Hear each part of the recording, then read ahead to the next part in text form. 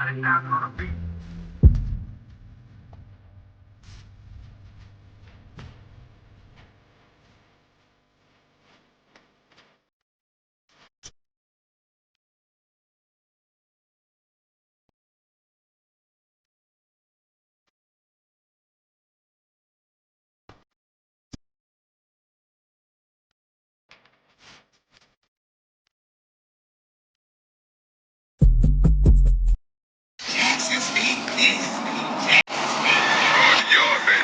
I love. Go JSU football.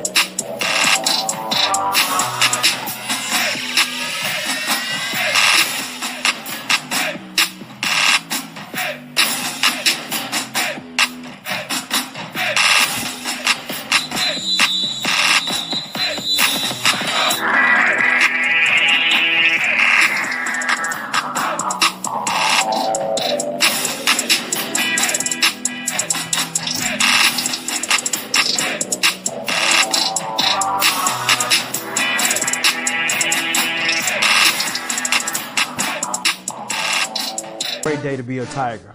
JSU by 40 campaign. Coach Taylor, I was just thinking, I was sitting in my office and we were talking about Jackson State athletics, the tradition of Jackson State. You played here. What if 50,000 alums gave $40 a month for 12 months? Man, that would be huge. That's money in the bank for athletic program. Let's do this, Coach. I'm challenging all 50,000 alumni of Jackson State University, supporters, fans. Let's give $40 a month to JSU by 40 campaign. 12 months, 12 million. September to August, let's win championships in the classroom. Let's support Jackson State University. Let's support athletics. And let's make sure our coaches and our student athletes are successful. So again, Coach Taylor and I are challenging you, all 50,000 alums, $40 a month for 12 months to support Jackson State athletics. Go Tigers. Go Tigers. Support the JSU by 40 campaign. Visit gojsutigers.com/JSU by 40.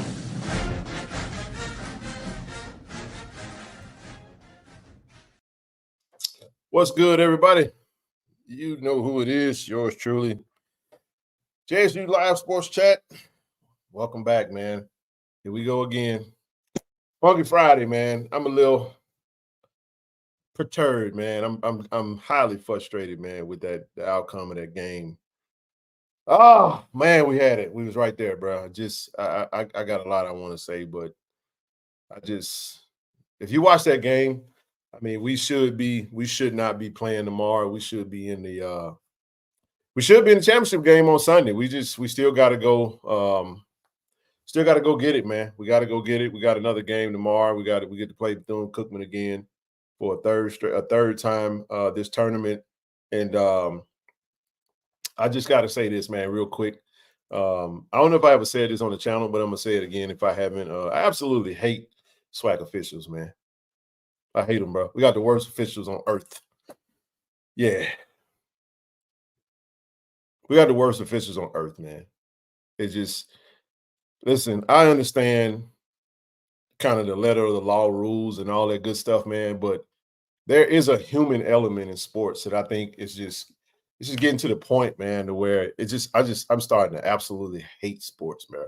I hate to watch it because it's just, the officiating is just unbelievably terrible, man. The home plate umpire, it's so hard, man. Maybe you want to scratch your eyeballs out your head, man, just watching these folks that's professionals that get paid to do a job, and they are seemingly the world's worst at their job. And look, man, Arjun Horta can't do that. Can't do that, man. You can't do that. You had a warning already. You know, it's a heated battle, man. Both teams were chirping. That's sports, man. You're gonna talk a little shit, man. You're gonna talk your stuff, bro. And just these umpires that want to manage the game to the letter of the law and act like you just can't it's the worst thing ever. What's up, bro? It just these umpires, referees that act like there's a human element that just doesn't exist in sports. It's just it just makes me sick to watch it, man. I get it. I get it, man. Gone are the days where, you don't want fights to break out. You don't want things to get. But TD, you play sports like I have, bro. It's hard to play postseason football, baseball, soccer, golf. I don't care what it is, bro. When you are competing, there is a human element, you know what I'm saying, that's in you. Sometimes you get a little worked up. You're going to talk a little junk. It's part of the game, bro. I mean, but Ken, that's the purpose of the game, man, because it prepares you for life. And so you have to learn, even though those situations arrive, you have to learn how to suppress those thoughts and those feelings, man, and keep pushing. That ain't the same in sports, though. Especially for the betterment of your team. Yes, for the betterment of your team. You know, you the star running back, quarterback. I get it, bro. I get it. But this is all I'm saying. You cannot police sports like it's life. It's not the same thing. It's competition. There is no comparison to in the heat of the moment, in the heat of battle. I get it. He'll learn from it. Yes. Is it the right call? Yes, it is. But look at what just happened from that, bro. That's why our coach runs out on the field, and he's highly pissed off, bro, because here's why you can't do that. They were chirping too. You can hear them talking through the screen. If you had your camera up, and it's like Omar gets thrown out of the game, and it killed the momentum of the game. Yeah, we had 3-1 lead. But it did. But if he was given a warning, which they say he was, and he did it again. I agree. It was the right call. But again, let the fucking players decide the game, bro. Too often. They made too many mistakes as umpires and officials, bro. That shaky ass damn strike zone. 1 minute is over here, it's a strike. The next minute, the same pitch. It wasn't a strike. It was frustrating, bro. You see what I'm saying? And I get all of that. Look, I don't need the letter of the law shit. I know the game. I understand the call. I said that before I even said it. My whole premise is that I hate all SWAC officials, bro. I do. I said that at first. Hertha can't do that. You can't do that. But there is a point of the game. My question to you is this. What did that do? Yeah, he got a warning, but what did that do? He went around the base and he was like, you going to talk a little shit. Bro, you can't expect athletes to be nuns on the field, bro. You want them to play high level, and this is what's crazy to me. But they the rules, after that moment, TD, bro, and I ain't got no problem with it. Listen to this. I don't have a problem with this. But Thune Cookman players was real animated. They was talking shit. They was doing all that.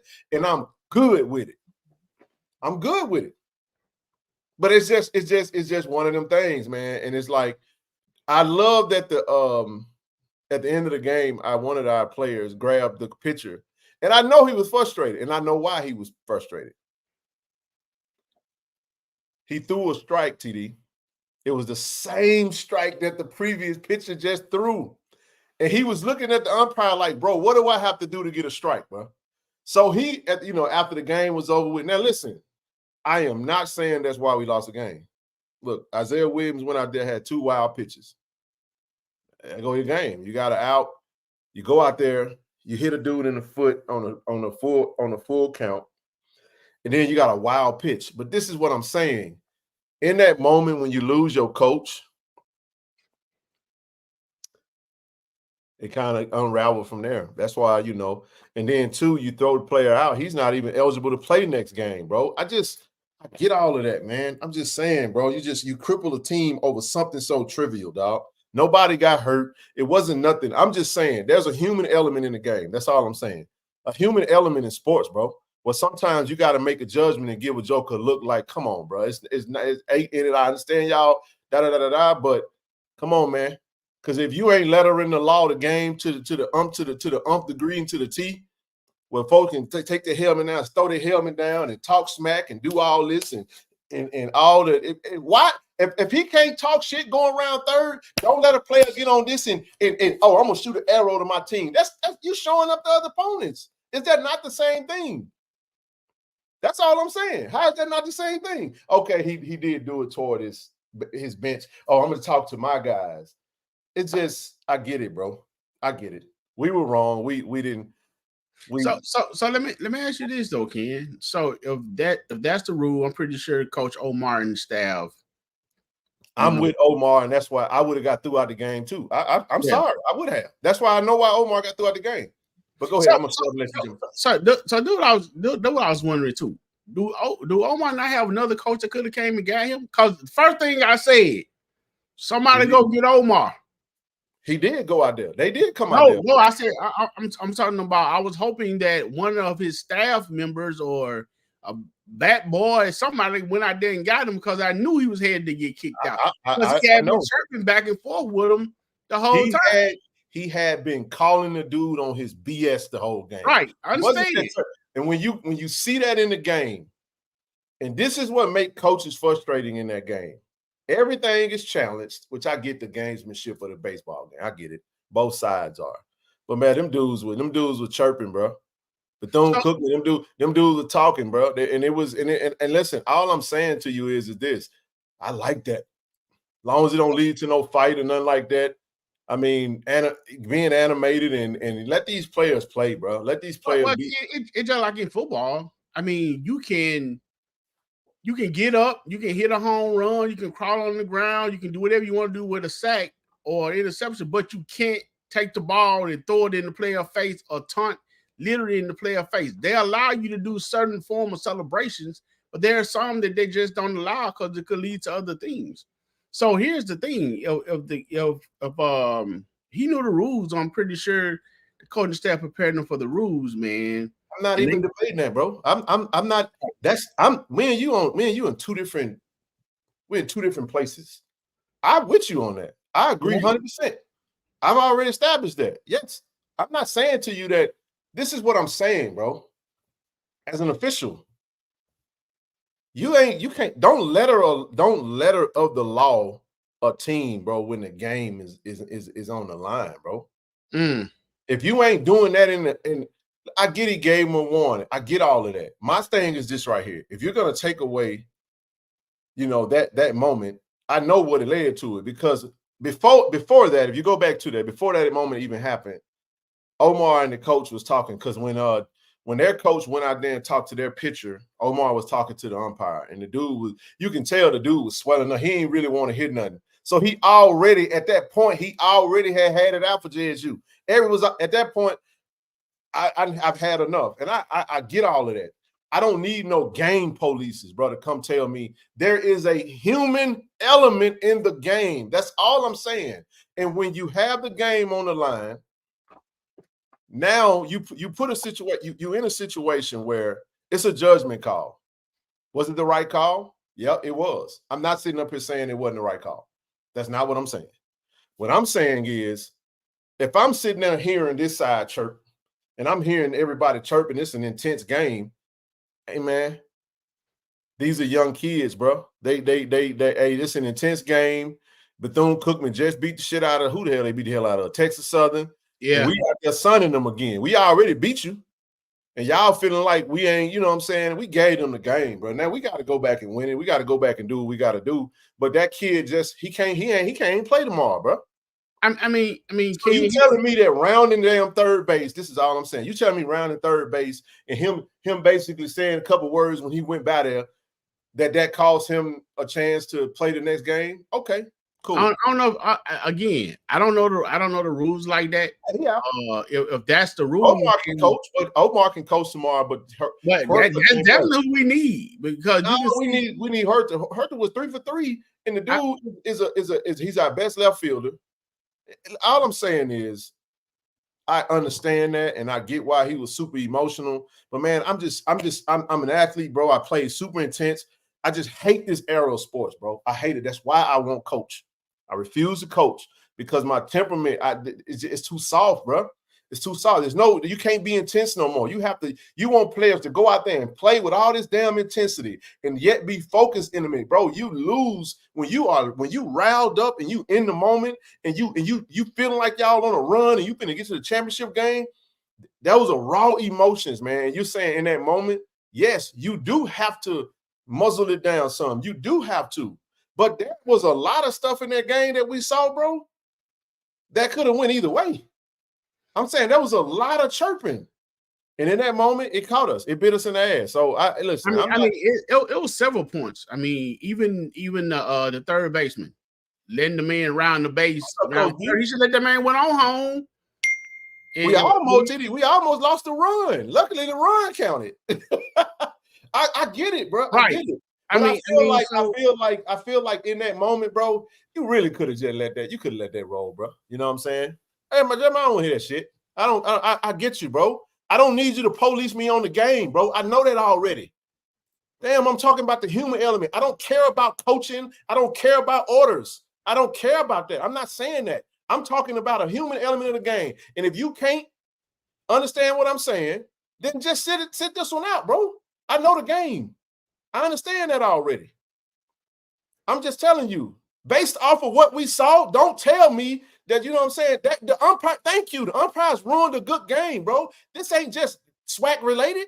Every time you watch sports, too often, whether it's NBA, whether it's WNBA, whether it's NFL, too often you just see their policing of sports is just getting ridiculously out of control. And I get it. I understand. I understand that. So what happens is you do have to. It's a teachable moment. What's done is done. So check this out, Ken. They are human too. At what point, you also can make a call to leave some shit alone, bro. That ain't I get it, bro. I get it, man. You know, bro, it is the top of the ninth, dog. It's the top of the ninth, bro. The top of the ninth. You go in there mother with a 2-1 lead, and bro, I get it. That's how I get it. I get it. That's why you don't say nothing. Can't talk shit no more. Can't talk shit no more. I get it. Just stop. Everybody ain't like, I know the rules of the game. I understand it. But I'm sitting up there like, this is what I'm saying. If that right there was egregious, bro, I'm going to throw it. Listen to me, man. I want y'all to hear me clearly so I can understand my position.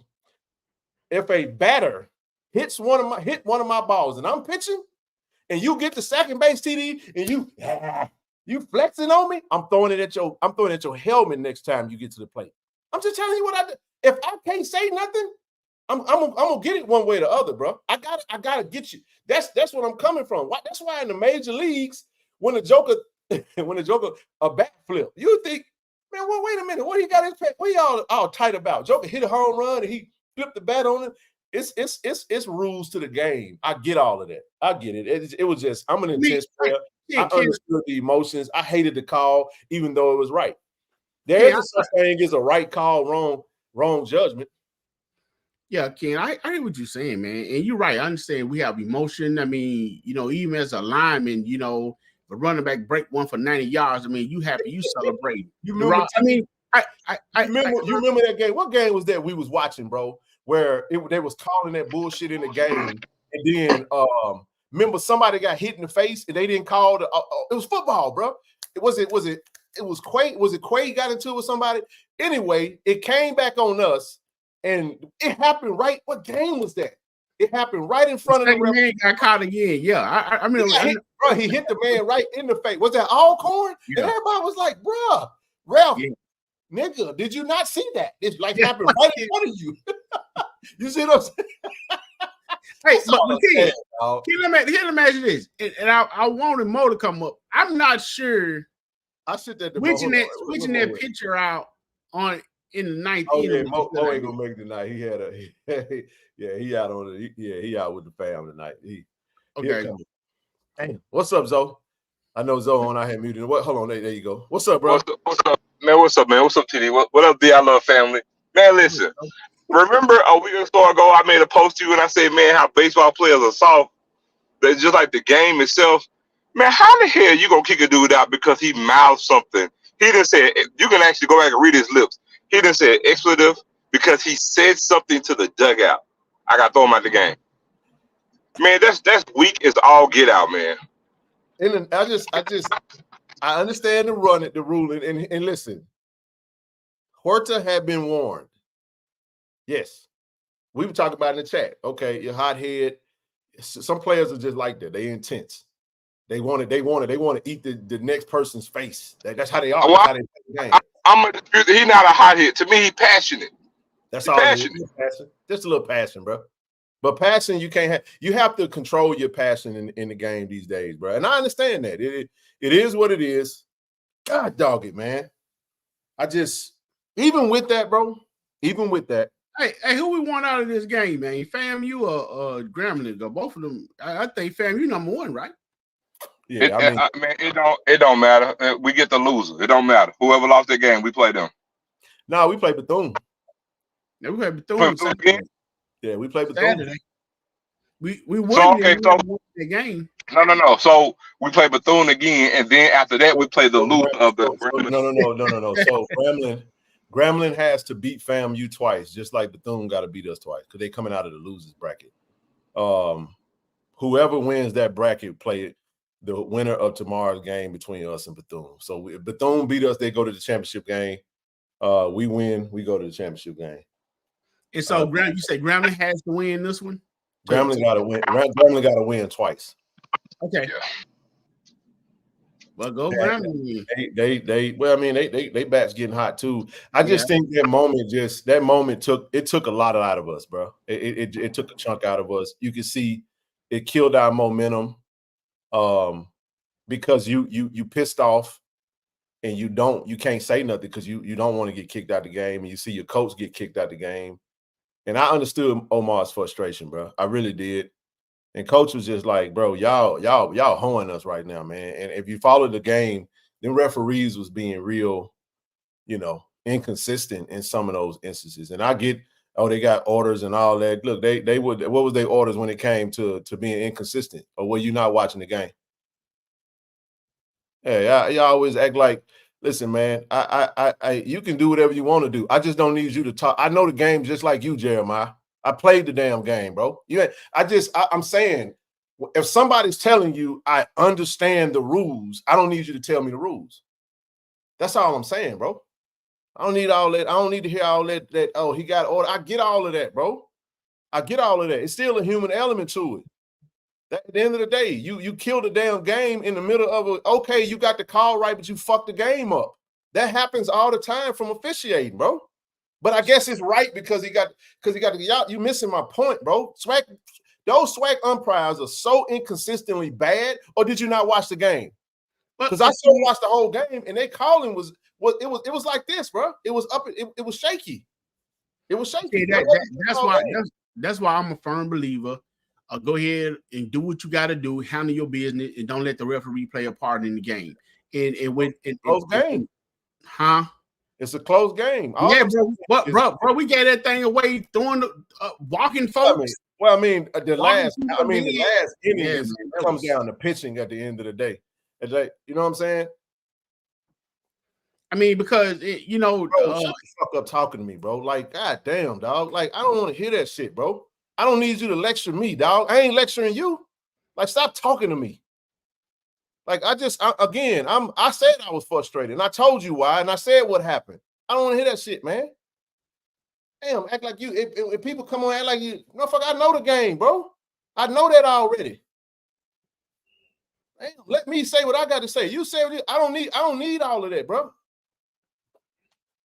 Again, I said I understood that. I said when I first got on here, Huerta can't do that. He cost himself the ability to play tomorrow. He did. He can't play tomorrow. Yes, he can. Yes, he can. No, he can't. He got to sit out a game. No, he don't. He can play. They didn't get to a fight. He didn't eject from the game. He can play. If you're watching the game, Chuck Bishop came back and said Omar can coach the game tomorrow. Huerta is out tomorrow. Wow. That's what I'm saying, bro. Yeah, but he got the rule. He got it right. Let me defend the referees who was bad with that inconsistent ass strike zone that was going on. But when you say that, And it's annoying, bro.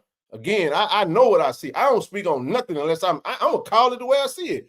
Before I even express myself, I'm gonna come straight on here and say, Huerta can't do it. They had warned him already. You got to control yourself, right? Omar lost his cool. Letter of the law, they got it right. Y'all feel you happy now? Letter of the law, they got it right. Now that we've established that, let's move that to the side. Now I can say there's a human element. If I'm in that position, bro, I'm probably not gonna make that call. I'm gonna let them decide that. I ain't gonna kick out one of their best players and get the coach all worked up over because he passing, and I understand it. Because referees make judgment calls every day, all day, TD. They make judgment calls every day. That's the human element. They say, that's why some umpires be like, I'm gonna walk away from the coach. I could kick him out because he done cussed me out, but I'm gonna let him make it right now. Would I be justified if I kick him out the first time he said, motherfucker did shit that? Yeah, he could.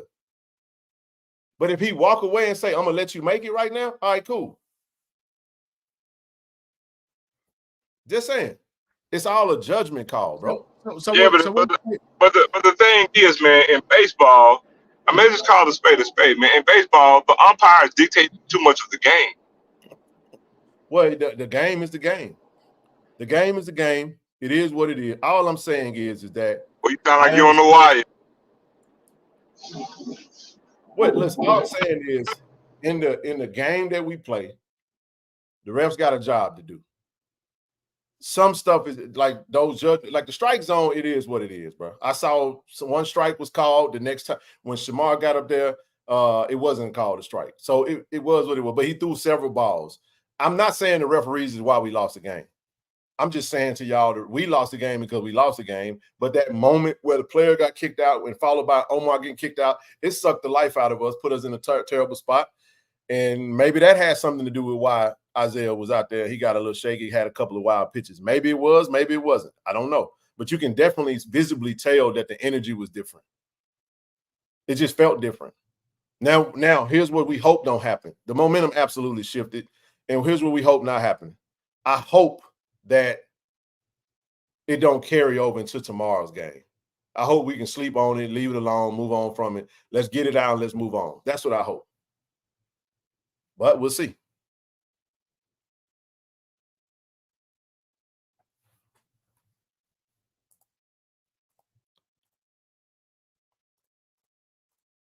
Hey, so what you make of that pitching move by the coach at the end of the game? I don't think he would have made that move. I think at that point, I wouldn't have made that move. But again, when you lose your coach, you kind of lose your flow. That's what I'm saying. It just after the coach was out, bro, it killed the whole vibe. Hell, it killed my vibe. Yeah. I'm just saying, you watching the game, it kills your vibe, bro. And I'm just sitting there like, again, I'm sitting there watching the game, bro. I have no problem with the antics from Bethune-Cookman. I'll defend Bethune-Cookman's right to be passionate and to be express themselves and have some emotions. I'm okay with that. There's emotions in the game, bro. You're in the semifinals. This is a game. This is a do or die. Either they win or go home, right? Jack State could go to the championship game if they win. So it's super high intensity, bro. And you just have to understand the moment, man. Read the room. And sometimes, hey, man, it's like, I get it, bro. How often do you see coaches and stuff like that? Sometimes you kind of curtail your mindset when it comes to how you approach the game and your officiating, you know what I'm saying, when it's playoff, when it's postseason time. Some stuff you might allow it a little bit more like, look, man, I'm going to put you out the game. And again, they gave him a warning. So I'm assuming it's a 2 warning. If I give you a warning next time, I throw you out the game. But that was – I saw the replay. I'm like, God, dog, bro. He was turning the corner. And he said some shit, and he shouldn't have. And it cost him to get kicked out. That's hard, bro. That's hard. But as old boy just said, he got his marching orders, so they obeyed the orders. So then they're not wrong. Let's defend the officials. But anywho, we can move on. We play tomorrow. What time we play tomorrow? Let's see. Tomorrow we play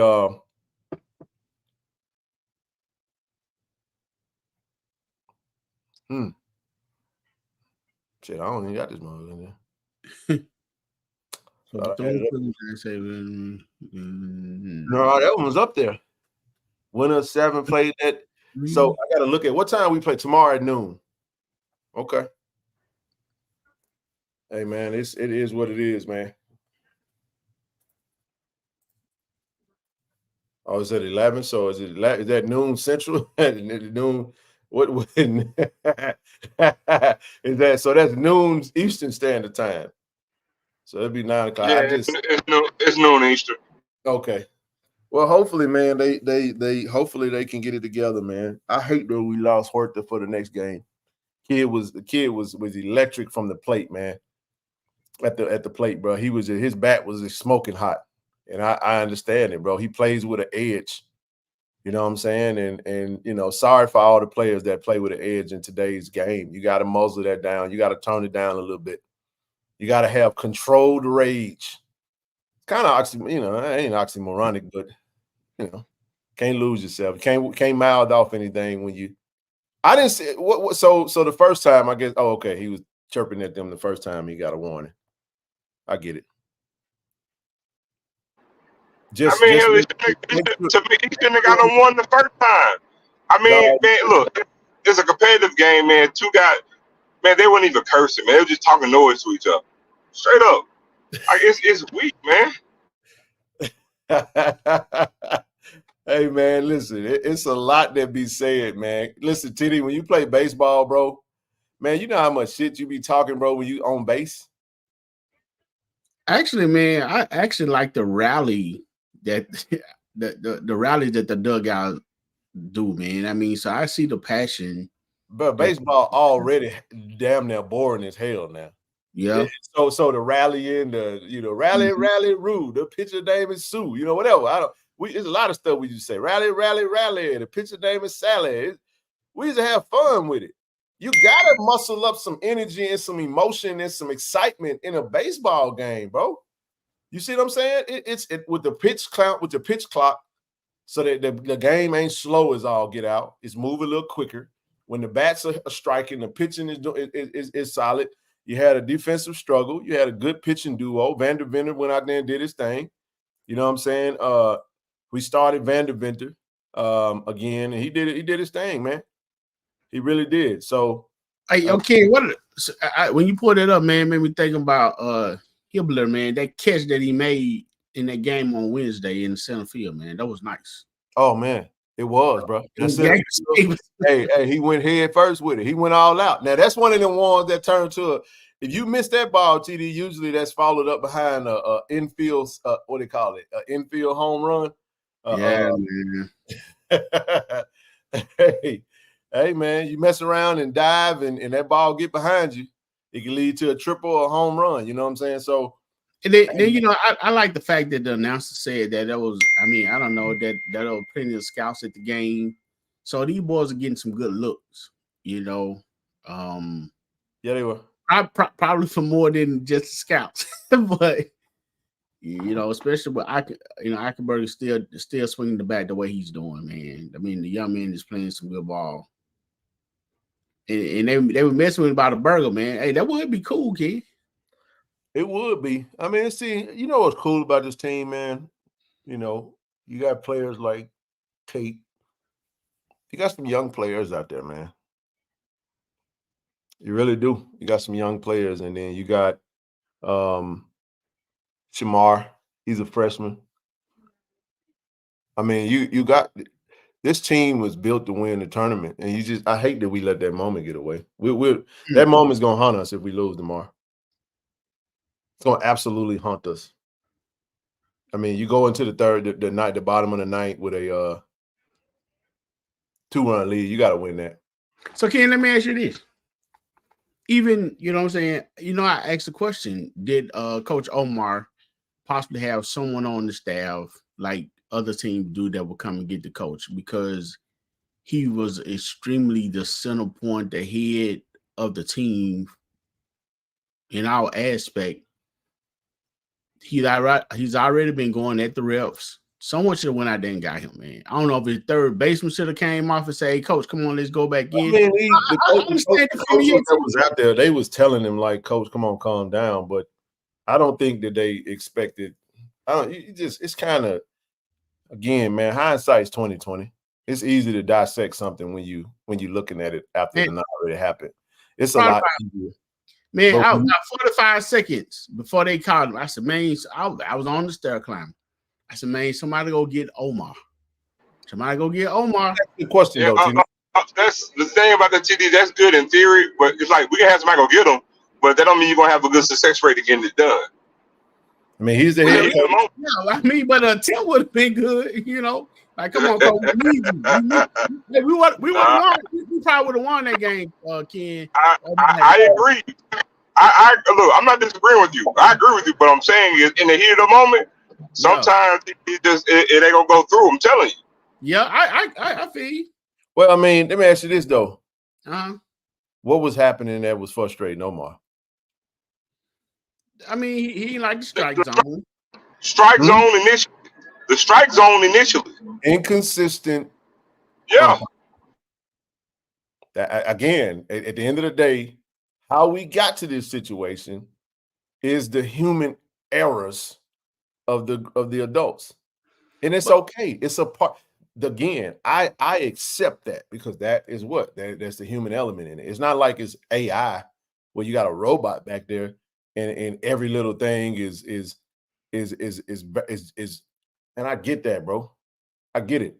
It's a part of it. So Ken, let me ask you this. Zoe. So in that moment, even as the coach, you see that you got him on the ropes. You just need a blow, which is an inning or two to go ahead and knock him out. You need it, coach. Calm down. Let's go and get this win. Say whatever you want to say later to the left. He was pissed off because of what I've been pissed off about, and that is I can't believe you made the call to throw my player out the game, bro. Because Omar knew it ain't gonna bring it back, Ken. I understand that, but in the moment, TD, you are dissecting this from a hindsight being 20/20 moment. It's very difficult. All I'm doing is trying to make sense out of it. It made sense to me. Of course, he walked away and he came back out there. I don't know what was said. We can't hear that. He could have said something. He could have got a little disrespect. I don't know, man. At the end of the day, that man know if I win this game, bro, I'm finna play against FAMU in this fucking SWAC championship game, bro. And one of my best hitters, the guy who has been lights out with from the bat, my best bat, got to sit down because you felt like him rounding the bag. He said a few words and looked over at the dugout. That was too much. Okay, but on the flip side of that, bro, now you kicked out of this game, which could be the cause of us losing this game. Now we don't have you. Now we got to play an elimination game where we could have won that game. We had to keep you I understand that. I'm pretty sure Omar understood that, bro. But at the same time, you feel like you got to let these folk know. You know what I'm saying? I didn't get kicked out of the game. He did. You know what I'm saying? At the end of the day, I mean, I know I'm not counting out Grambling. I'm just saying FAMU is the favorite. So, you know, I'm thinking it based off. I'm giving you the thoughts based off what maybe Coach Omar was saying. That's my only point. I'm not trying to say FAMU is going to win anything. I don't really care. I don't really care what happened on the other side. I care about what happens on us. I don't care if we get Grambling or FAMU. If we get Grambling or FAMU, that means we won tomorrow. That's how I see that. I understand that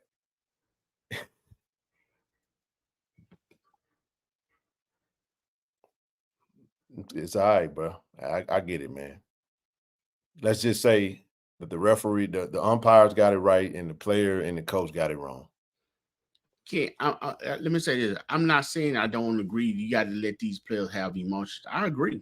I agree. That's all I'm telling you. I don't have. I agree. Or I just know that I understand like intense moments in games.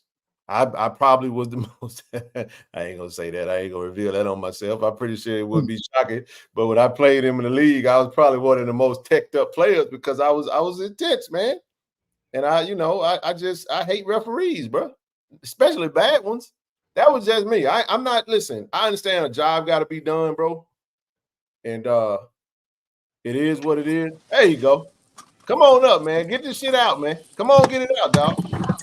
What's going on? What's going on? And then frustrated as hell, man. Man, Maybe I you had to can take make a some, recess. maybe you can make some sense out of this, Mo, because I was living, bro. But I'm you know. Come on in, man. Give me your assessment of the game, bro. I just felt like, first of all, shout out to Garrett Vendeventer. Yeah. He pitched one hell of a game, 6 innings, got us to the 7th, got us out, and Coach Johnson pulled him, and we let Wamba come in and do what Wamba did. Wamba was able to get us out of trouble. Honestly, I think whenever Huarte had lost his cool rounding that third base, I felt like we went downhill from there. The momentum swing, we never got the momentum back. And I just felt it. They just took the wind out of our sails. Yep. And Johnson, Johnson also ended up getting kicked out. The tempers were there. I mean, it was a classic SWAC game. But I kind of felt like once we lost our coach, it was some decisions that was made that was very questionable. I really wonder if Johnson would have handled that in the same way that they handled it. I never thought in a million years that they would tie the game from a pass ball and us walking batters. Yeah. I don't really understand why Isaiah Williams was in relief when CJ normally comes in when we're in a jam. I didn't really understand that because Isaiah is a starter, and there's a huge difference in ideology as a reliever as compared to being a starter. Yeah. Everybody can't be a reliever. Everybody can't come in the game in the 9th inning. It's completely different. Even when you watch Isaiah Williams is a great pitcher, but sometimes it takes him an inning or two. And when you're a reliever, you can't do that. You gotta come out there ready to roll. Exactly. So and Mo, I asked that question. I asked Ken and Joe that question earlier. I was like, the move that the third base coach made to put the third baseman on the mound. Oh, that was before that. Huh? That was before that. Isaiah Williams was out there with Omar still in the game. Yeah, right. He want to keep walking. Yeah, he don't want to keep walking the batters, right? Well, he went back. He was out there in the 8th, and he went back out there in the 9th. So, right. So Isaiah Williams was out there. Womble should have closed the game. Yeah, Womble. Yeah. Sure. We put Womble out there too early. I saw her saying that in the chat. I don't have no gripes with those questions. I get it. Strategy. I'm all for that. I was just go ahead, man. You got it. Yeah, I feel like we went to Womble maybe a little inning too early. And I would say this: once you get Womble the ball, let him close the game. I felt like it was his game to lose. He's a senior. Let him go out. Let him have that moment. Let them be him. I know they want to say, sometimes you got to save a player from itself, but I just feel like it was nobody better for that situation than Christian Womble. But I still didn't think that Isaiah would have went out like that, man. I never thought in a million years. I mean, even with overthrowing. The worst part about it is we gave up runs on bad pitches. We hit a batter. They didn't even hit him. They didn't hit him. That's what I'm saying. It wasn't. It was the control. It wasn't even. Gosh, that's tough, bro. They didn't earn it. The next batter, he flies out at the right field, and it's like, damn it, bro, because you not have thrown the ball too high. And we got to stop making mistakes on the base pads, overrunning bases. Now that was a coaching mistake. You should have just pulled up. Like you tell him to go home. He went home. He was too excited, and he couldn't. You can't tell him to stay when he full-fledged ready to go home. You know what I'm saying? He slips. That right there would have put us up. 4. We would have had 4 instead of 3. Which is what we needed. So that cost us a run, man. It's so much that could have taken place. And then on top of all of that, and it felt like Bethune wasn't even trying to hit. Nah. They weren't even trying to hit. Your strategy of the game, why not? They weren't. And I tell you what, their coach That was was working the, at that was umpire. the other reason. Johnson, between him and Johnson, I they think were that working was the hell the out thing that was Mhm. driving Johnson crazy too, because I felt like the umpires folded to Bethune. I really do. I Yep. saw They both I were saw working. the same strikes given to Bethune that wasn't given. And again, that's just it's all a part of the game. It's not why we lost. You can't go out there in the ninth inning and throw a damn ball at a foot and then throw one high when it's bases loaded. Shit, you're gonna give up runs. There you go. That's what tied the game up. So then you go then now to TD's point. Omar's gone now. Now you go to the third baseman. Now, to be fair, The whole flow of the game Harris, just felt different. It just felt different, bro. yeah, I didn't understand. Really wish Huerta wouldn't have said nothing. I wish he would have just went on home, man, and talked shit to his team, bro. You know what I'm saying?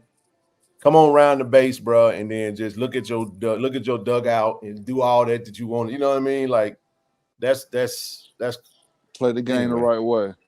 Hey, Mo, you said to be fair to who? Go ahead. Oh, so Shamar Harris actually was a pitcher before they converted him to third base. Right. He was arguably our fourth or fifth best pitcher before all of this. He was our best young pitcher.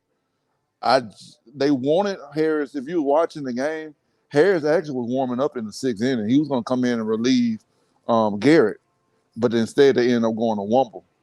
So I think that was the issue, the fact that he was already warm. But I don't think Johnson would have thrown him out there. Just being honest, I don't think Johnson would have thrown him out there. Nah, me either. That's why I thought the call was questionable. But we can't have our coach getting kicked out the game. So Thanks. I don't think he felt like yeah, I don't think he felt like he was gonna get kicked out. But what got him kicked out was that first interaction when they had when they went up there to talk to their pitcher. It's like it looked like it was a good conversation, and then it looked like the damn umpires or whatever. He started feeling. Whatever Omar was saying, he started not liking it, and you could tell he was just like really. He started going back and forth. Yeah, and I was like, oh boy. Usually when you get kicked out, that's kind of where it started. You got to go to the previous interaction, and I feel like that's where. And even after the fact, Omar didn't get kicked out with the initial interaction. He went back toward the dugout, and then he was coming back out. And TD, that's when the third base umpire started going towards, like saying, Coach, come on, man. I didn't see him do it, but I wish somebody had. I wish somebody in the stands had came out and grabbed Omar. Your coaches are on the field, though. You see what I'm saying? So he all the way over on the other side. He trying to come back saying, Coach, come on, man. Chill out, bro. And at that point, he was like, you out of there. Man, listen, I understood that part. I understood. I ain't even mad at the referee, the umpire for throwing Omar. I ain't mad at the umpire for it's all about gamesmanship. You see it in football. I'm not mad at the referee for making the call. It's two separate things I'm saying. I'm frustrated that he did it, and I'm frustrated that the ref didn't just leave it alone. I hate that. I hate the whole situation sucks to me because it's like, damn. And I was hoping that in that moment, you kind of just, there is a human element, man. And they were chirping, bro. You can see that on the film. And I'm perfectly fine with that. I'm okay with the intensity of the game. That was my only point. What else? It's a hard pill to swallow, and I just hope we just get ourselves together and go back and try it again tomorrow. Yeah. Omar meet with it. So is Huerta gonna be he out tomorrow, right? Who? Huerta. Yeah. According to Chuck Bishop. So I'm gonna have to look at the rules. So in baseball, it's a little different. From my understanding, when I was in school, it was if you got into a fight. That's what I thought too. But whatchamacallit comes back and he said, Huerta is out and Omar can coach tomorrow. I was like, he's out? I would have thought he would have just got kicked out for just that game, and it would have been all right after that. Okay, next game, let's play. But I don't know, man. Somebody got to find. I hope he's not out. I really do. Hey, Mo, credit what credit is due. That last game, but BC pitcher, Mo, Hey, the last one was smoking. He was. Yeah, TD. Oh yeah, that kid is gonna get drafted. That boy was going to smoke. Hey, I gotta be real though. That umpire gave him a real lovely strike zone too, though. He couldn't see it himself. But you know, he was throwing. So I'm not taking them from him. All I'm saying is that picture there threw some pitches that Shamar threw, and they looked identical. But again, according to the experts, well, you can't see that on the TV. I'm looking at the damn game, bro. I'm looking at the same game you looking at. Anyway, we lost. Yeah, that kid will get drafted, and their ace will get drafted too. And Christian Womble has been sitting 94 to 96. That's gonna mess around and get him drafted as well. Hey Mo, do we have any players in the league currently? Can you know? Oh, we have a player in the minor leagues. I want to say Bryce. Bryce is in the minor leagues, and we had a catcher that was in the minor leagues as well. I remember as a kid, I used to. I'm sure that. Yeah, I can hear you just fine. I said I'm sure that there's going to be some talent from this team that's going to be in the big leagues, man. They're going to be in something all day. This team got some talent, man. Seriously, bro. And I think Robert Tate is scary. Hey, Tate, hey man, Tate is fearless, bro. I love his tenacity, man. He goes up there, plays with a lot of confidence. He's playing well.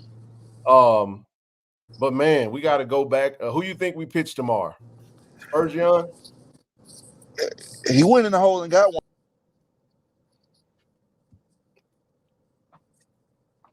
Hello? You think Spurgeon pitches tomorrow?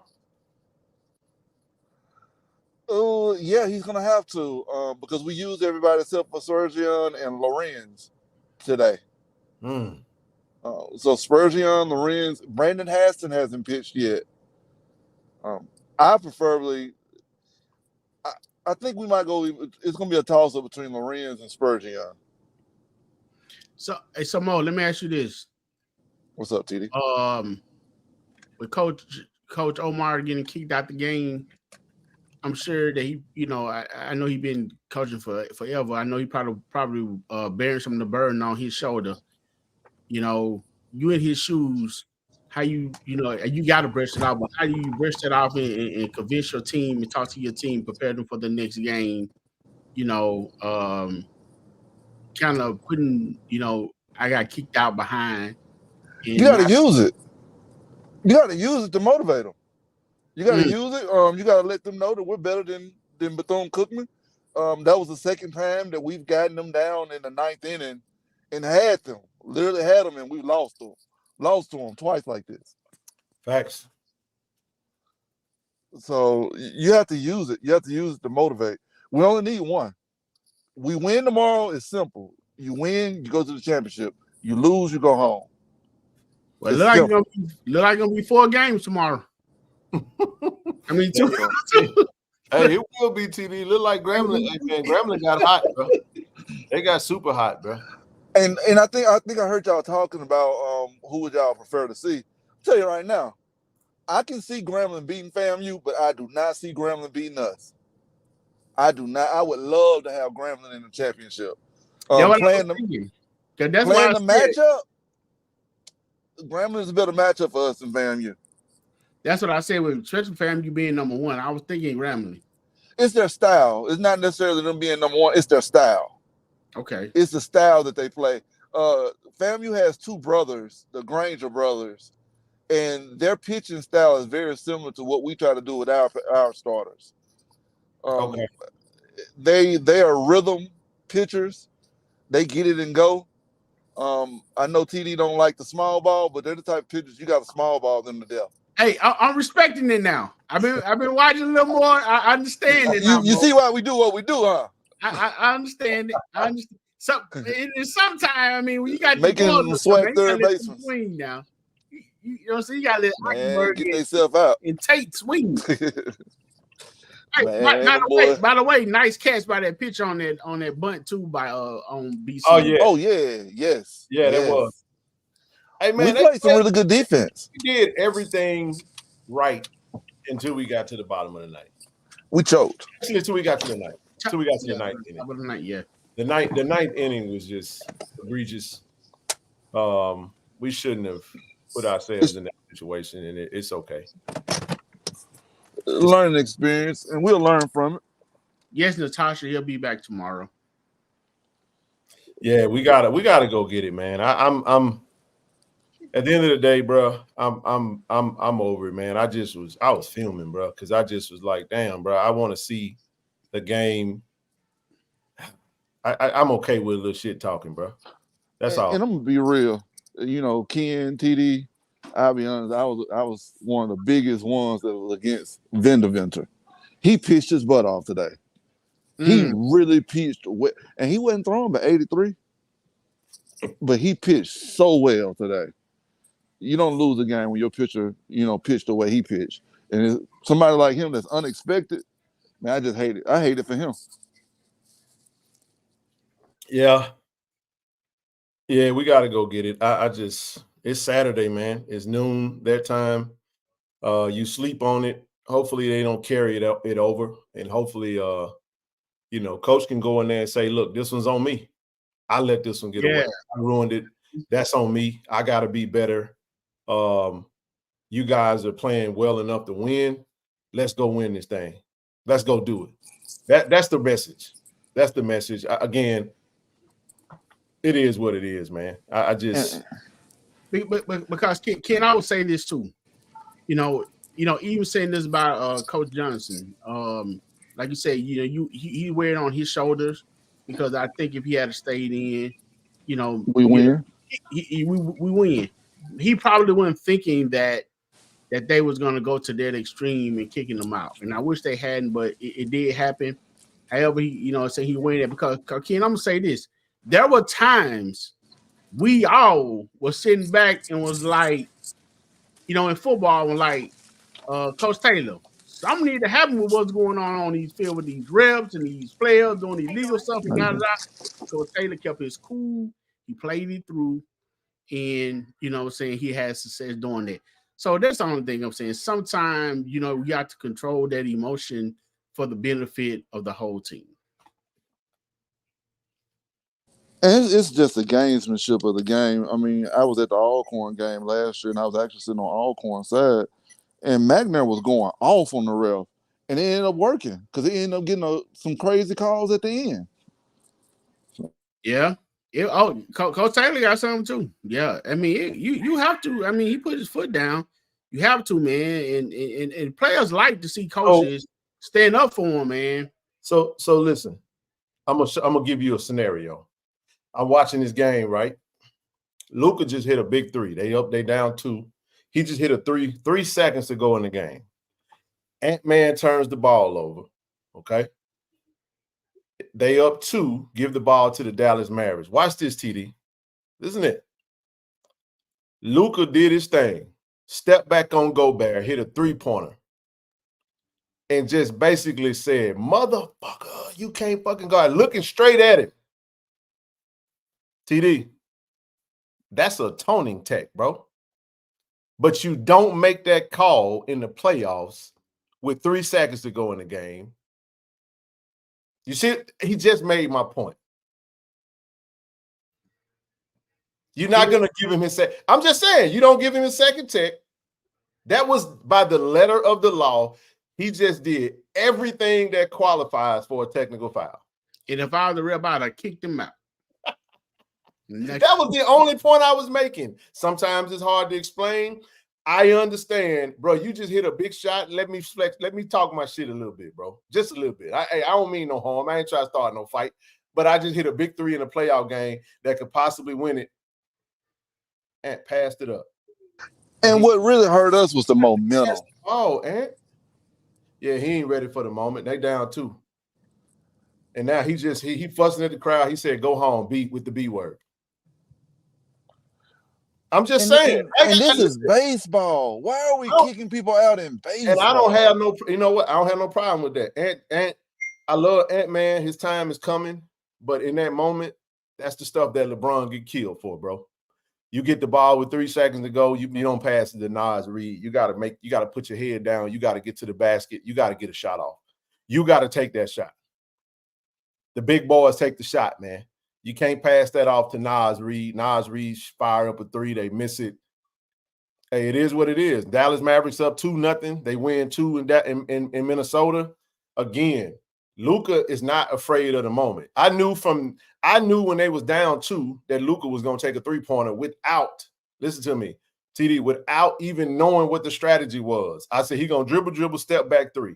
And again, he just made my point. That was the only point I was making. So, Mo, I appreciate you for coming up, bro. Hey, we got another game tomorrow at noon. TD, you can close it out with that. I'm done with the baseball element because Luka just made my point. But I know you just said, TD, if you were the referee, you'd have checked his ass up just did, wouldn't I've been out. But again, because Ken, let me say this. If the other player that you talk now, if he's in the playoff, if he going down court, go whatever, look at the that's play. fine. That's fine. But if you say that to another player, you say that to me in my face, it's bound to be a brawl. TD. Period. Gobert, they had Gobert checking Luka. Luka step back, shoot the 3. Gobert got his hands up.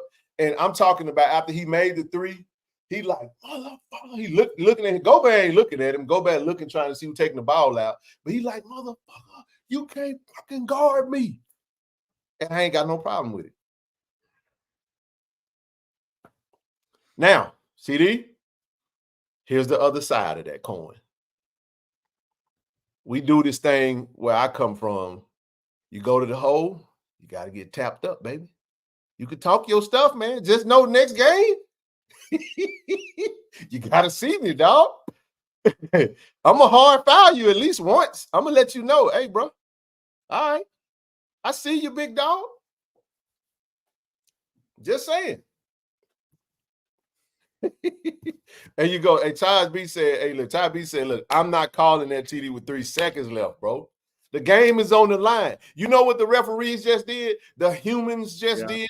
They just let the humans decide the game. Guess what you do? If you mess around, TD, and you call that tech on Luka, it's a technical foul, 1 free throw, and the ball. Okay, Luka's out. If they miss the shot, you go into overtime, no Luka. Everybody and their mama going to be complaining about it. But instead of that, the storyline today is going to be, damn, Luka hit a big shot, a game winner on the road. They go up 2. Hey, man, okay, Ken, Tybee, I'm with y'all. I get it. I promise you, I get it. So, but just saying, what's the purpose of the rule then? If tone is tone. In the first quarter or the fourth quarter. Referees are only at the game to control the game and keep the game within the scope of the rules. Knowing this, TD, you got instant replay there to help you, assist you to get some calls right.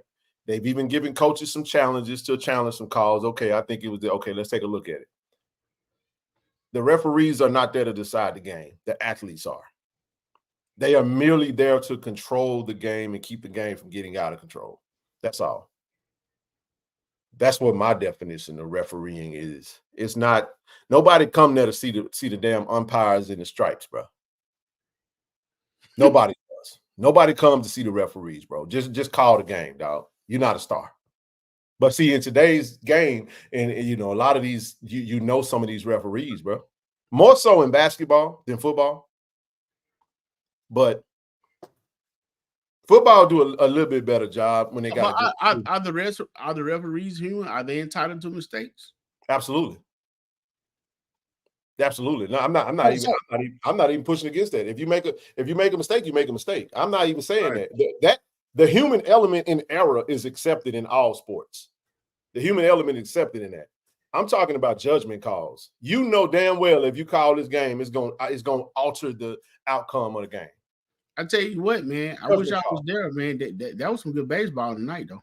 I enjoyed that.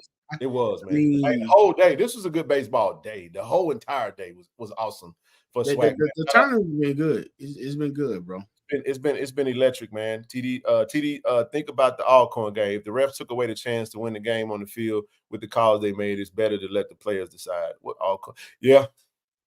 But which Alcorn game in specific are you referencing to? Man, the last game? yeah, Alcorn got away with a few calls, man. They got away with obvious it. They did. calls. Oh yeah, you talking about? Remember when TD? You remember when Fred McNabb was on the field? Yeah, Damn near in the huddle, yeah, lighting the referees up, and all of a sudden the referees start. yeah. So again, you say, hey, come down to how you work the referee, and that's what you were saying. You was like, damn, Coach TC, you got to work the referee, man, because you ain't let Fred McNabb get away with some stuff over here, bro. Right, yeah, but but no, it is what it is, man. That's the never ending debate. Again, I'll never go out there and say that's why they lost. That's disappointing though. As much as I like Ant-Man, that was a very disappointing moment to see the end of that game just then. Damn, he should have took that shot. That's when you know. So every superstar has to have that moment where they have to reflect and they have to hit that low. He coming, but he ain't there yet. And that moment just told me he's not there yet. Because I've seen him in several moments in the fourth quarter where he could have took over. He's not understanding the gravitas of the game. Kyrie was like, look, give me the ball. Luka was like, give me the ball. And they made some big shots down there. And look, it looked like the Dallas Mavericks going to be the ones in the finals. If you get a Dallas Mavericks versus Boston Celtics finals, you get Kyrie going up against the Celtics. I like it. Shout out to Dallas, man. D-Town, stand up. Dallas, Texas. You know what I'm saying? Hey, I like Ant-Man, bro. But damn, dog, you had the home court advantage.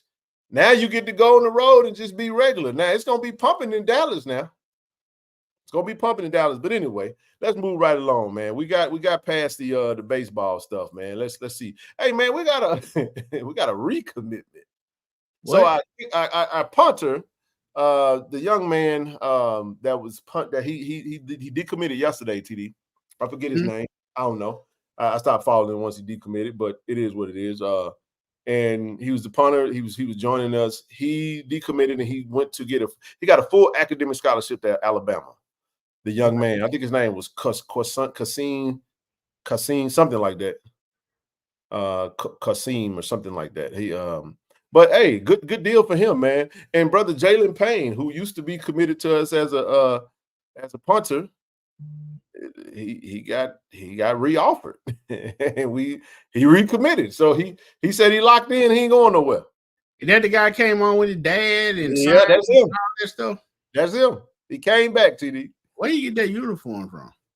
Well, that's the uniform. We played in that uniform with Prime. That's the cream, man.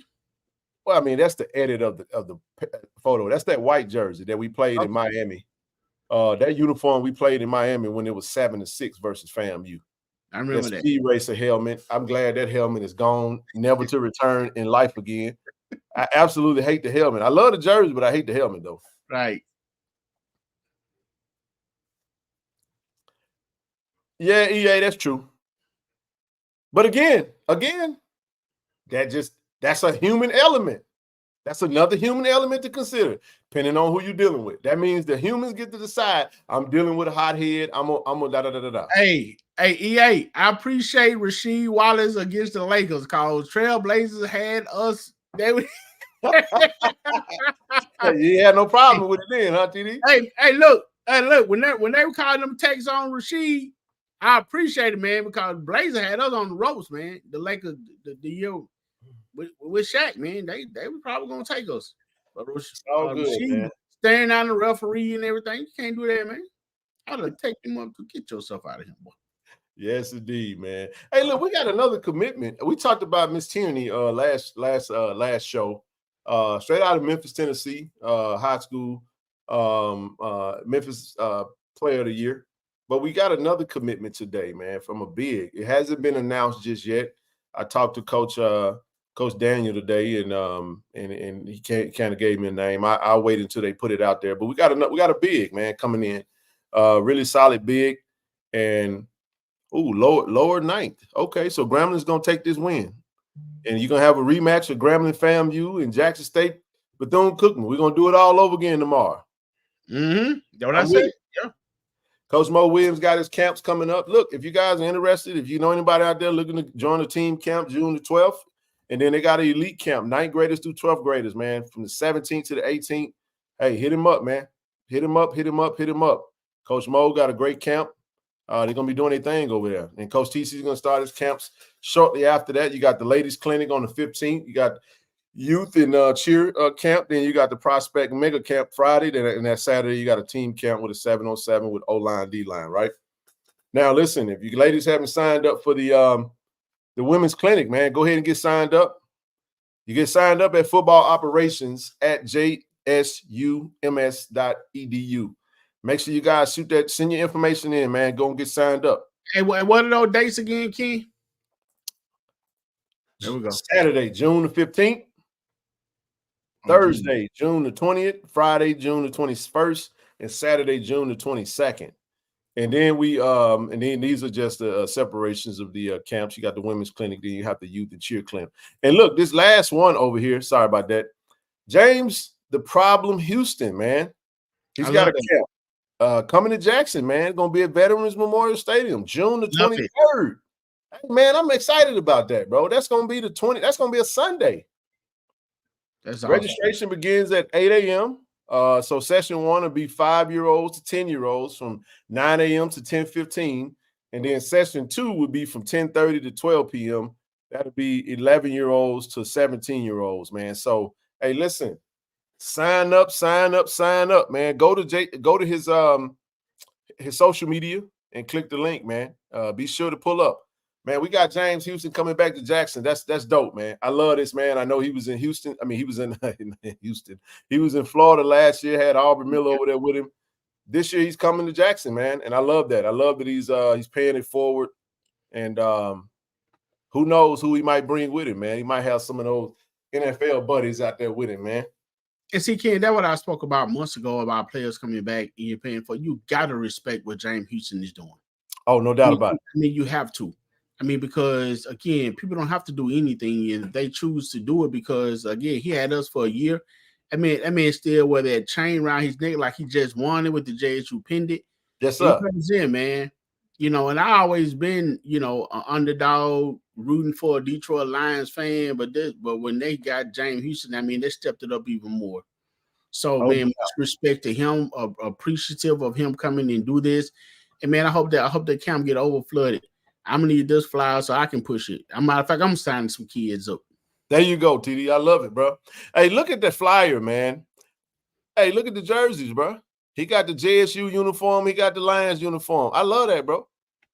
Love that. He could have had Florida on there, but he's a graduate of Florida, but he represents D.I. Love to the fullest, man. His siblings went to HBCUs at Howard.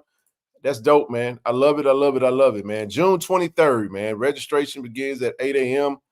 Come on out there and show us support. Hey, listen, if you want him to keep coming back, bring your kids, man. I know it's Sunday morning. I know.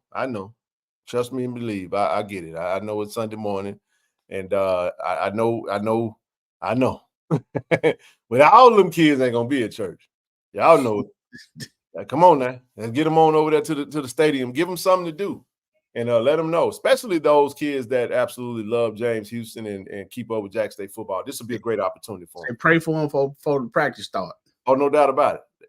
No doubt about it, man. Go to the early session. I mean, if you go, if you got an early morning spiritual session, go to that one. And come on out there. They start at 9 from the 5-year-olds to the 10-year-olds. So if the 5 to 10-year-olds going to be out there, mom and dad are going to have to be out there too.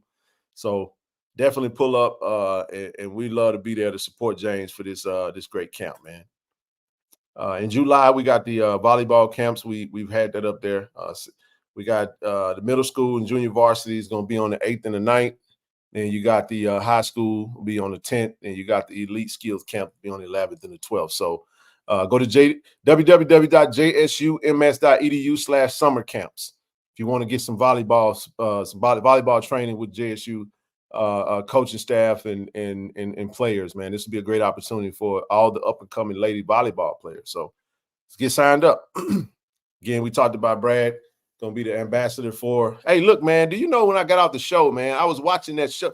Hey, man, how many of y'all was watching that on TNT last time, man? What was it called, man, with Brett Favre? They was talking about Brett Favre and the scandal with the money, man. Bro, Brad was on there narrating it, man. Not narrating, they was interviewing him, bro. I was like, damn, look at Kamikaze. Man, we got to get Brad on the show. Brother GA. I need you to hit him up, man. We got to get Kamikaze. Hey, Brother C. Lee, if you out there, all those that got relationships with Brad, man, hit him up, tell him we want him on the show, man. We got to get him on there. He was talking. Hey, TD, he was doing a fantastic job, as we know he would anyway. But to see him on TNT, it was Rich and Shameless. That's what it was. So when we got out the show on Wednesday, bro, was it Wednesday? I think it was Wednesday. Yeah, it was Wednesday. Man, I went in the game was on, and they did a thorough breakdown of that Brett Favre situation, man, with the stealing of the Medicaid funds and building the volleyball stadium over in Southern, over at Southern. Hey man, they was going all the way down through it, man. I didn't get a chance to watch the whole thing because I got a little sleepy, but it was a great show, and Kamikaze was on that thing, man. Shout out to him, man, for doing the work that he does, bro. I like him, man. I like the way he narrates stuff. I liked his music. I mean, he has like I said before, I'm a lyric. When it comes down to rap music, if I listen to it, it got to be lyrically inclined. It has to stimulate my brains. And he was one of the ones that, locally that I like. I remember that song he and David Banner did with Pimp C. They laid it down, man. So I always liked his intellect and his flow when it came down to his music, man. Yeah, man. KT Dub, what's up, bro? Say he's a good alpha man. That's what I'm talking about. Great. They in this thing. Shout out to all them alphas out there, man. You'll know that one. Hey, the link's open, man. Feel free to come up. Look, it's Funky Friday, man. Whatever's on y'all mind, we're gonna roll for a few more minutes, man. We're not gonna be in front of you guys all night, man. We keep in mind this Wednesday coming up, man. I'm excited. We're gonna have Coach on, bro. We're gonna have Coach Margaret Richards on. Looking forward to the show, bro. That Firewater, TD. No, that wasn't Firewater. That was Firewater had Noriega. There was a get crunk. Coach said he played basketball at Chastain. Okay. Look at Dexter in this thing. They representing up in here, man. 06, Timothy Poe up in this thing. Hey, that's our channel sponsor, man. If you guys looking for a vehicle, man, make sure you guys go hit the website, www.automasters06.com. Listen, man, give them a call, man, 601-927-7794. Holla at Terrence. Holla at Tim. They can find what you're looking for, man. It's good brothers, man. They support KC-1400 Media. We appreciate their support all day, every day. Hey, Brother Paul, you need me to model a car for you? I'll be your van. He said a good old model, huh? Hey, you need me to model. Hey, I do it for them. I'm gonna say this right here, y'all. Listen to me. I don't have the flyer just yet. TD, we got a big event coming up, man. Cannon Toyota Vicksburg, man. We got a Jackson State football schedule signing event.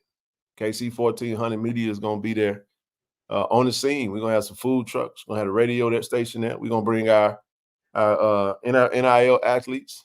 And we right now we're in conversations with adding another NIL brand ambassador, man. I'm excited about the potential of the partnership. We're trying to grow our brand ambassador team. And I know we touched a little bit of track seasons come to just about to conclusion. They had another round today with Javon and the other young man that was competing at nationals. I keep forgetting his name, but we're gonna be doing some major things over in the Vicksburg area, man. I'm not gonna say everything, but we got an opportunity for another potential sponsor coming out of Vicksburg. So Vicksburg, man, been showing nothing but love, TD, and we appreciate Clay and Billy for all of man, for all the support, man. Stop it. He played.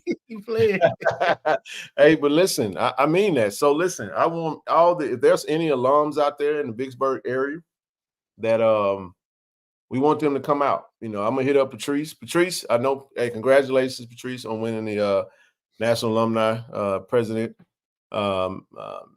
again. But we want to connect with those alums over in Vicksburg. Reason being is because Vicksburg getting active with us, man. We love. Hey, look, we got alums in Vicksburg too, and we got a big time opportunity for a potential sponsor. I won't get into that just yet, but had a conversation yesterday, possibly trying to partner It's going to be a bed and breakfast out there, TD. Something that's available. Once we lock in on that, we'll be able to advertise it on the channel and let everybody know what's available to them in that area. But at the same time, got some great potential of some potential supporters, man, that like what we're doing. They like our focus on the community as well as Jackson State, or say Jackson State as well as the community. And we may have some opportunities to shout out to Vicksburg Medical MCCC alum. That's what's up. Go ahead, TD. Ken, I got a question for you though, bro. Grambling won, by the way, 9-3. Go ahead. Yeah, I got a question. You mentioned that food truck now. We're gonna need some cash. We're gonna need a credit card because I don't want to come out there like baby boy, pat my pocket. Hey, the team gonna get fed. You ain't got to worry about that. No. I'm just saying for the public. You just said they gonna now when they pull up with them food trucks, they gonna have. I'm pretty sure they gonna have credit card, cash. They take it all. They got them squares, man. You could tap. You know what I'm saying? They gotta. Hey, look, I ain't never went to a food truck, TD, and couldn't swipe my card. Okay. Now I ain't seen not a one yet. Because if you got a food truck, you serious about that business now. You serious about your food now. And trust me, you ain't turning down no money. You better have a square and one of them squares. Because them squares are simple. I order one as well. It's a simple thing. You just plug it into your phone, TD, download the software, and people can literally connect to that account. Hey, it ain't hard. And you know what, Ken? I've always written through Vicksburg on 20. I'll never take no exits. You don't take exits out that way unless you from out that way. We usually we either going to Louisiana or going over there to Tizzle. Yeah. You know what Tizzle is, right? I heard some good fishing spots over there. You know what Tizzle? No, I don't know what it is, man. That school in Lorman, man. Yeah, man. Tizzle. T-Sizzle. Man, you just caught that. I see you. Hey, I got you. But no, that T-Sizzle, that's what we mean. That Tizzle.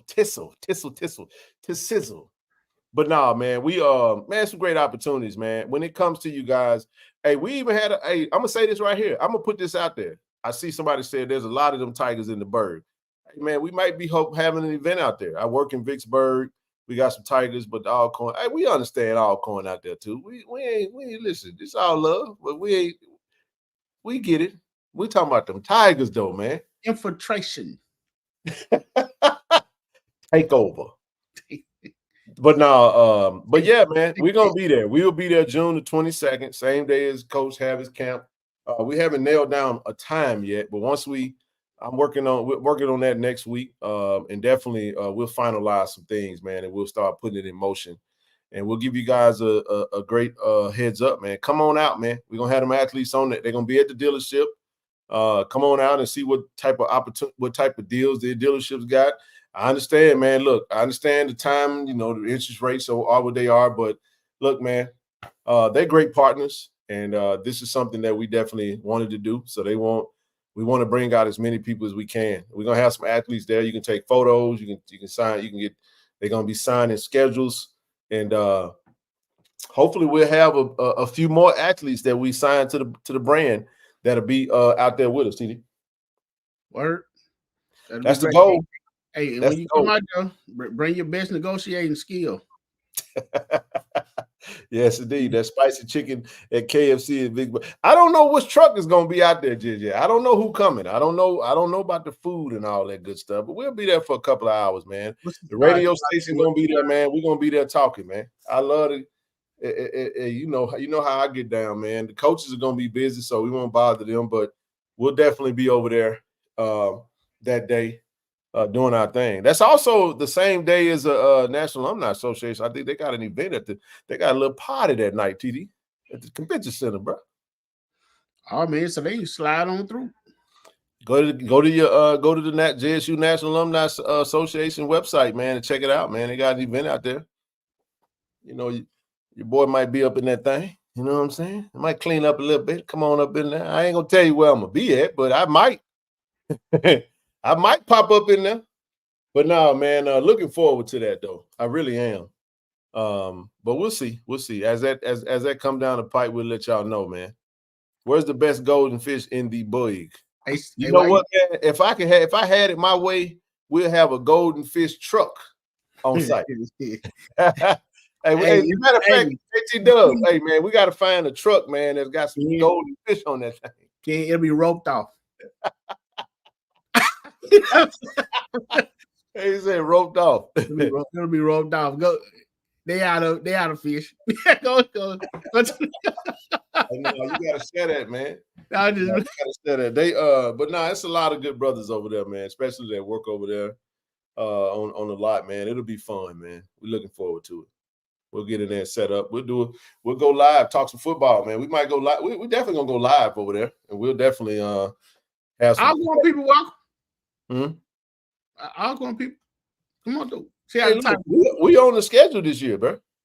We on the schedule every year. We go to Lorman this year. That's what I'm saying. I'll go on people. You're welcome. Come on through. Fellowship. Hey, this is gonna be the first time going back without our previous coach. We're going back with TC Taylor. I love it, man. It's gonna be fun going to Lorman this year. I was saying to the Alcorn fans, follow on through there, man. See what's good. See what's happening. So what about the tomato place in who? I don't know about. I don't know nothing about what's out there to eat in Vicksburg, man. I'm just now. I'm not a Vicksburg. I'm not well versed with it. They might be talking about fried green tomatoes, man. Well, if they got a fried green tomato place over there, might be good. Possibly. Okay. Ken, I want to say this, man. With the baseball, like I said, I met the tennis coach at the gym this week. He was telling me that they fell a little short of the tournament. They did have a good run, so I congratulated him on that. Yep. Excited about the golf coming back. I don't know how to play. I want to see them win. The bowling, man. I get what I'm saying. What I'm getting at, man. I'm excited all around about JSU sports, where it's headed. The coaches that are in place, the athletic director that's in place, the things that that you are pushing to do, and hopefully more people get on board, man, to understand what's really the goal and what's trying to be done. We have to continue to support in any way we can, and everybody can support financially. And sometimes, man, just some positive words or just showing your presence is enough, man. I know a lot of times when people just see you with your JSU gear on, man, you put a smile on their face. So let's be positive in what we do. Let's support our teams. We know the football season is coming up. The season tickets still on sale. Let's get the ticket, man. Let's sell out the vet. And I think, Ken, the farthest game away is Daytona and maybe Houston. Yep. And then we'll get on the road, man. Let's get on the road. Shoot. The Fanatics travel all the time. Brother Tim, you know what I'm saying? Brother Tim have his party bus. There's ways to go. Just go park at the stadium or the school, wherever the designated place is. Hop on the bus, bring your pom-pom, bring your headphones or your JSU gear, man. And let's get ready to ramp it up in this travel, man. Yeah, I'm with it, man. Football season up on us, bro. We tend to. I was looking out in the SWAC recruiting world. Again, I'm gonna say it again. Last 30 minutes and we'll be out of here if we finish up these last 30 minutes. But FAMU still raking in talent. They are still raking in talent. I keep trying to tell everybody. I know there are some folks that like to feel that things might go a certain way. The reality of the matter is we don't really know what the hell is going to happen this season. Nobody really knows. We just give an educated guess based off our thoughts and opinions about it. I like our chances. Had a great interview today, man, with Joshua Nobles. I sat down with him on Tiger Talk, and I think the fans are going to absolutely love his personality, man. He had a lot of great things to say and share. Fired me up, man. I was like, man, this kid is just a very intelligent young man, and just what he had to share was awesome. So when that interview come out on Tiger Talk, y'all be sure to go tap in. I enjoyed it. I know you guys probably going to enjoy it as well. FAMU's bowling coach got into a little mess. Oh, I don't know nothing about all that. I don't know. But when you look out over the landscape, I was talking to Zoe because I still have some questions, man. I don't really pay attention much to kind of what's being said, but I did have my questions when it came to, what was being said. I was like, what's being said around? Like, who's everybody saying the team to beat right now? You know what I mean? And it would always come back to Alabama State, FAMU out the East, us round the third, Bethune-Cookman and whatever the case may be. And out the West, Grambling, I think Grambling's going to be tough this year. Prairie just picked up a nice quarterback, didn't they? Prairie picked up a nice quarterback and a nice wide receiver from what I just saw. I was trying to get caught up on it and just kind of see what was out there.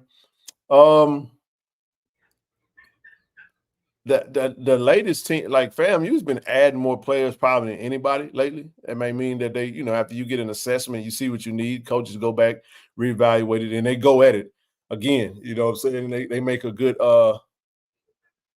yeah, he just type his name, Game Day Vlogs. Okay. Yeah, he mentioned that on the show today, in the interview today that he does have a YouTube channel.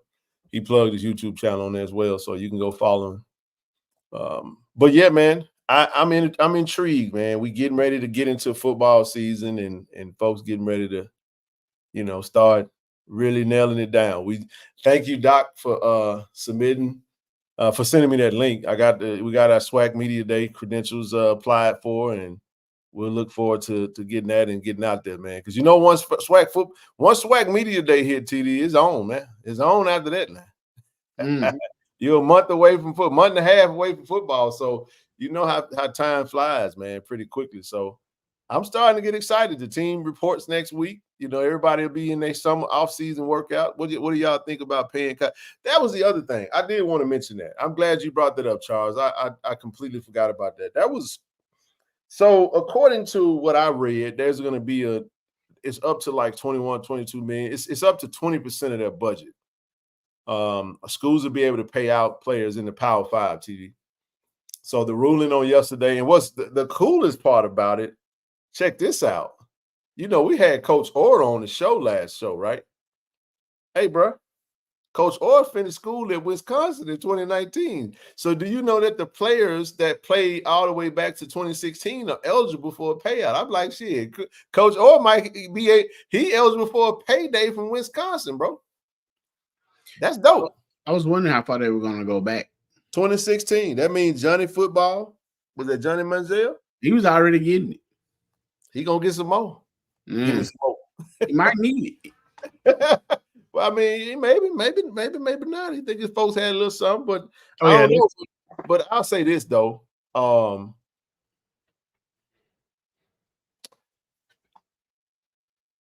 It's for the big guys. Mm-hmm. The desire to get to the Power 5 is going to be greater than ever. Because TD, you don't just get into the power. It's really the Power 4. What is it, Power 5? Who they including in the fifth? I mean, Pac-12 is pretty much dead.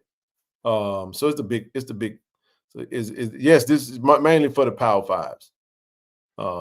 I guess you can still say Power 5, but if they're still including the Pac-12, I'm assuming that they are. But yeah, man, they're gonna start revenue sharing, man. They can share up to 20% of their athletic budget. And I Googled this yesterday, like how many student athletes. I'm interested to see, TD, how they're gonna divvy this up amongst like non-revenue generating sports. So when I Googled like how many student athletes are there at Ohio State, and the number came back was like 1,000. So if you got 1,000 student athletes, and if you're giving everybody the same amount, 20 million, everybody get 20K. You know what I'm saying? And there's some stipulations in there. Now, granted, you guys, I haven't read everything jot and tittle, which I will over the weekend. I'm gonna actually read it to kind of like learn a little bit more about it because it was just a lot and I was busy today. But it's interesting. The only thing I would say, as far as how it's gonna affect us, at the end of the day, that pipe dream of having these big time players return to HBCUs, them days, you might as well park that dream and just try to catch them on the other end. And if you can get some of them out of the portal, Well, then I'll by all means, well, Ken, you still shoot for them, but it's that draw to the Power Five. They just making it harder and harder for kids to turn it down. Go ahead, bro. Right, and that's basically what I was about to say. It's basically a form of monopoly, Yep. And it definitely is going to hurt the smaller school, not just the SWAC. G5 for sure. Yeah, and so what that does, so what they've done, I mean, it's a situation where the situation is always steps ahead of us. You know what I'm saying? It's definitely a move started when Coach Prime was here. A lot of those players, although he left and went, a lot of those players still was. I think it affected enough to where something else had to be done to make sure that everything stayed in place. And now this is where we are. And personally, it's good that the players are being compensated and they deserve it for their talents. However, it's going to turn into, or I don't want that girl, but I'm gonna get her because I don't want you to have her. You know what I'm saying? And now that's going on now too. Yeah, I mean, even with scholarships, man, it may be a situation to where they can extend some stuff, with money. Well, you know what, TD? Not much is really going to change. It's not like the crop of talent is going to change. You still only going to have so many players available to sign every year coming out of high school. So with that being said, the top players were going to these big schools getting bread anyway. So basically these schools the schools are going to have to share some of that money that they've been pocketing for years on top of years. And that's great for the players because the players are the ones that's going out there putting online. Can I feel like schools like Graham Family should upgrade facility training with minimum stipends can keep a lot of kids. That's true. That's true. So like EAs, for example, FAMU's done a hell of a job in the offseason of just of hoarding talent. That's smart.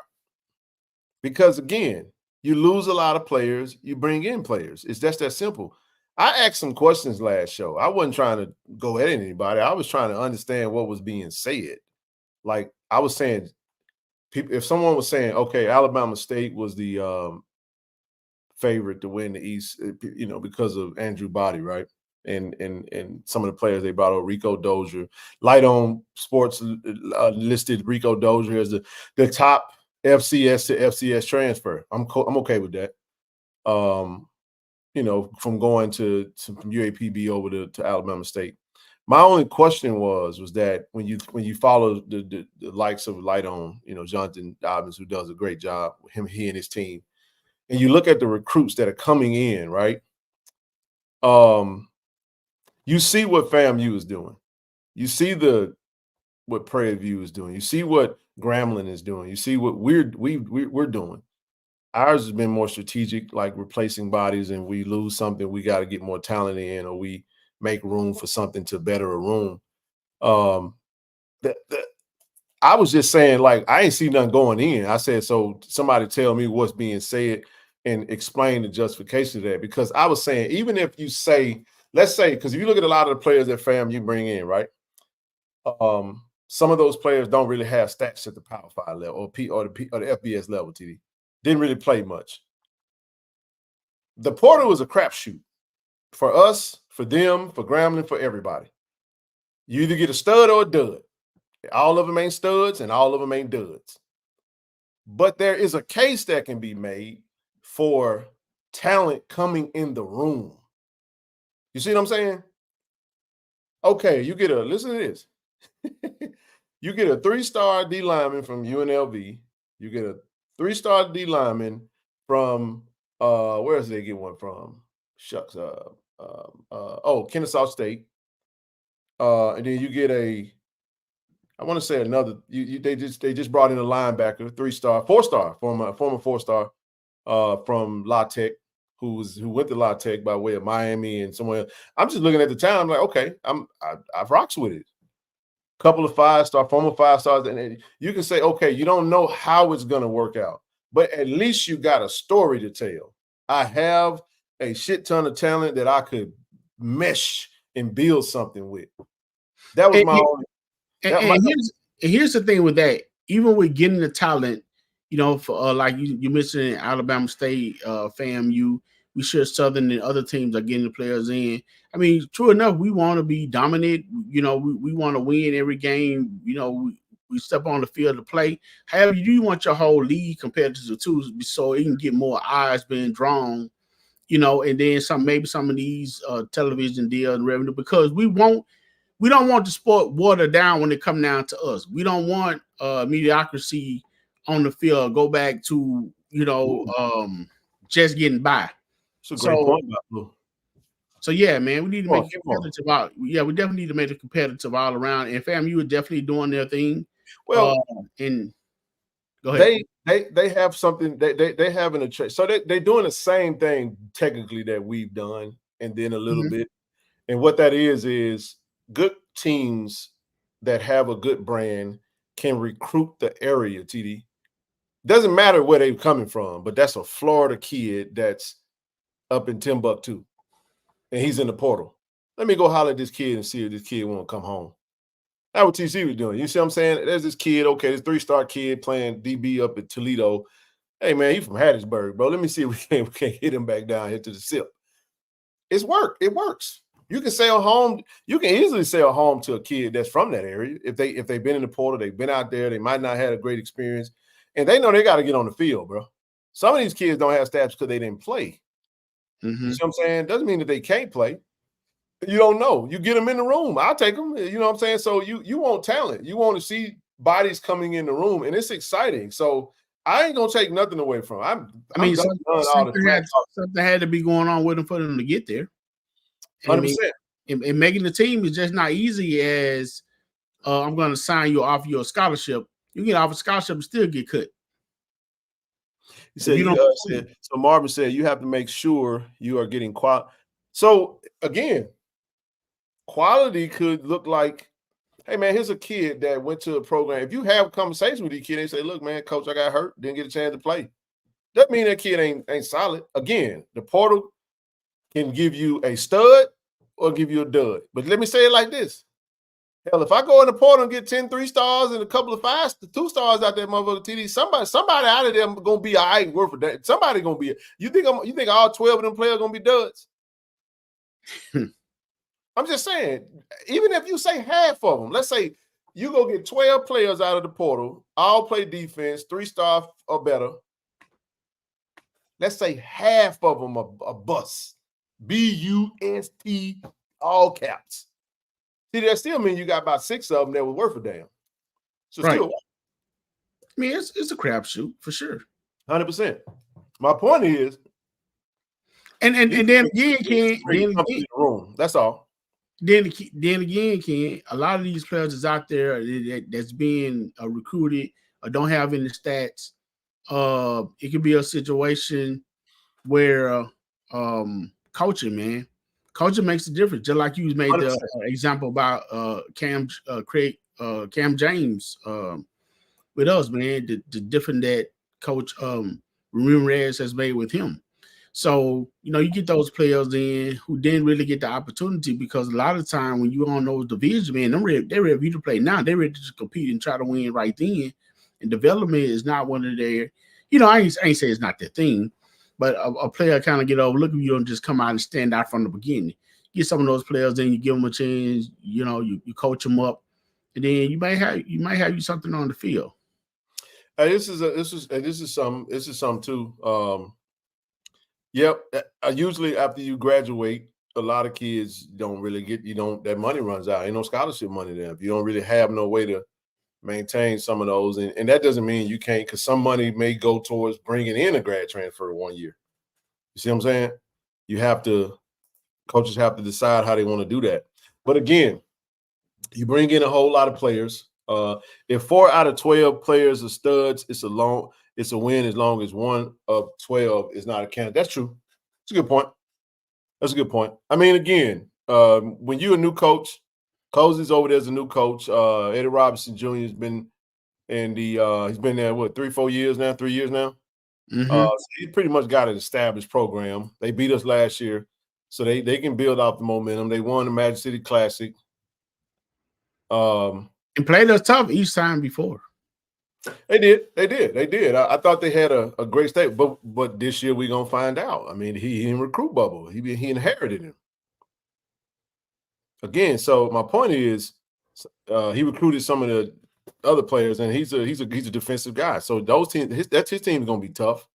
My question was, from the conversations I was having, for those that were saying that Alabama State was going to be one of the favorites, and people would. My question was, I was like, I'm not seeing the recruit. Maybe my ignorance of not knowing their roster was on display, and I was okay with being wrong. I wasn't trying to be right or wrong about it. I was just saying I didn't know. Tell me, because from a recruiting standpoint, you know how I am. I'm not gonna invest a whole lot. I just go to light on. He'll show you what's coming into the conference if you follow him.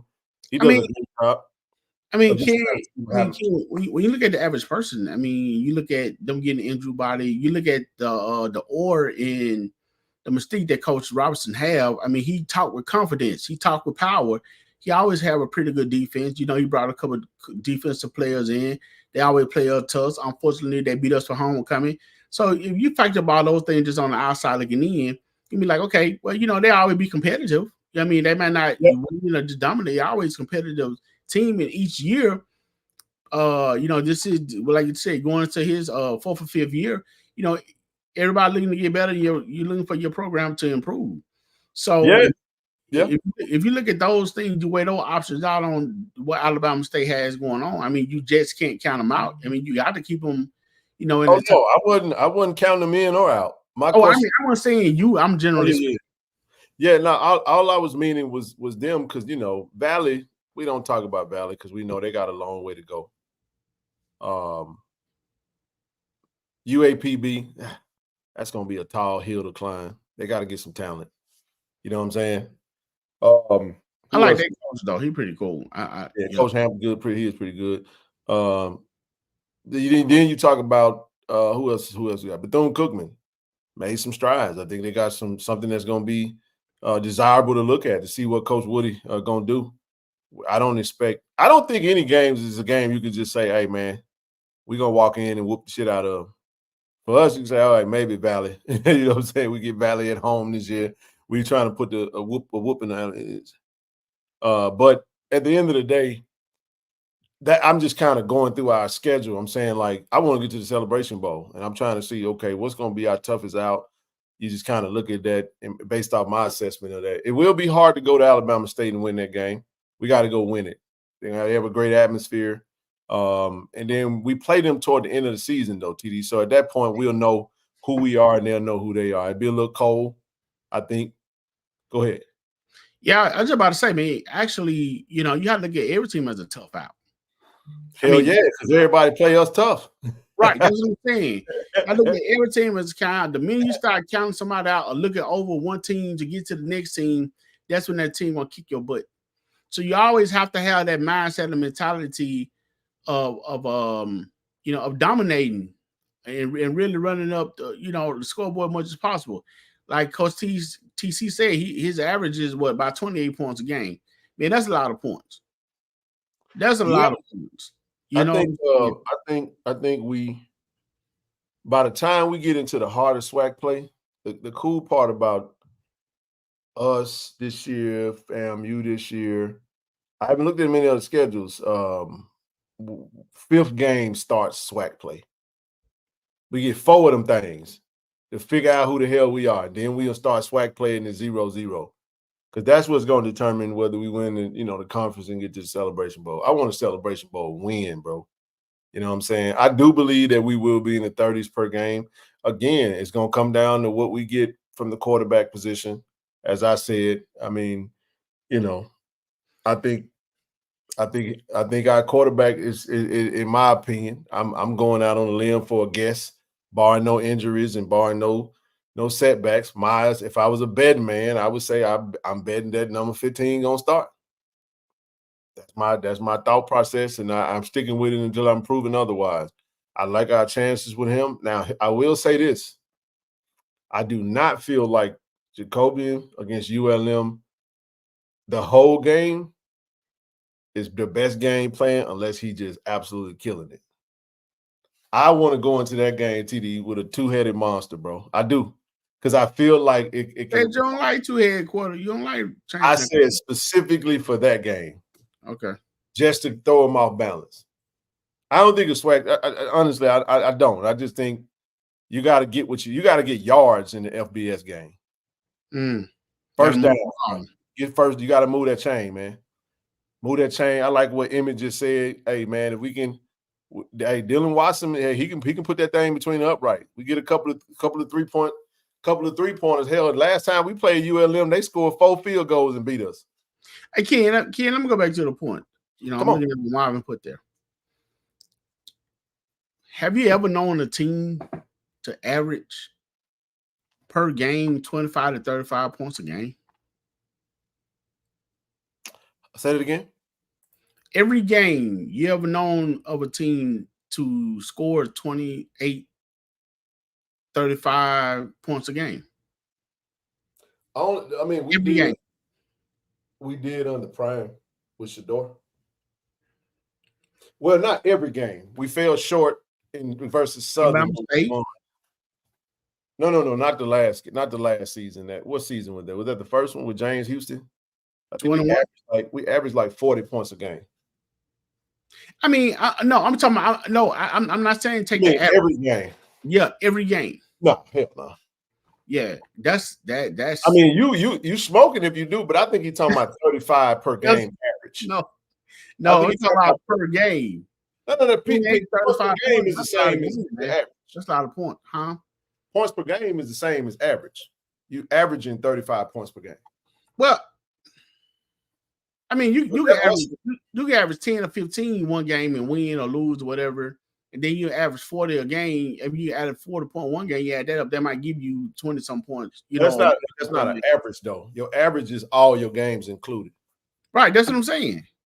I got you. I'm just saying. So I just was saying, like I said, 35 points per game. Southern 35, Alabama State 35, Alcorn 35. You know, that's or 28, whatever the case may be. I guess what I'm saying, man, anytime you get to talking over 21 points, you know, a game, not just saying average, I'm just saying per game. I know how you get the average. That's a lot of points, man. If you average 21 points a game, you probably gonna lose in the SWAC. I don't think a 21 per game overall average. I don't think averaging 21 points is gonna get you much in the SWAC. You better have a knock, because remember, TD, even when we was averaging 40 under Dion, and what got us up to 40 was, remember, we put up 61 against Alabama A&M. We put up 66, I want to say, against Grambling.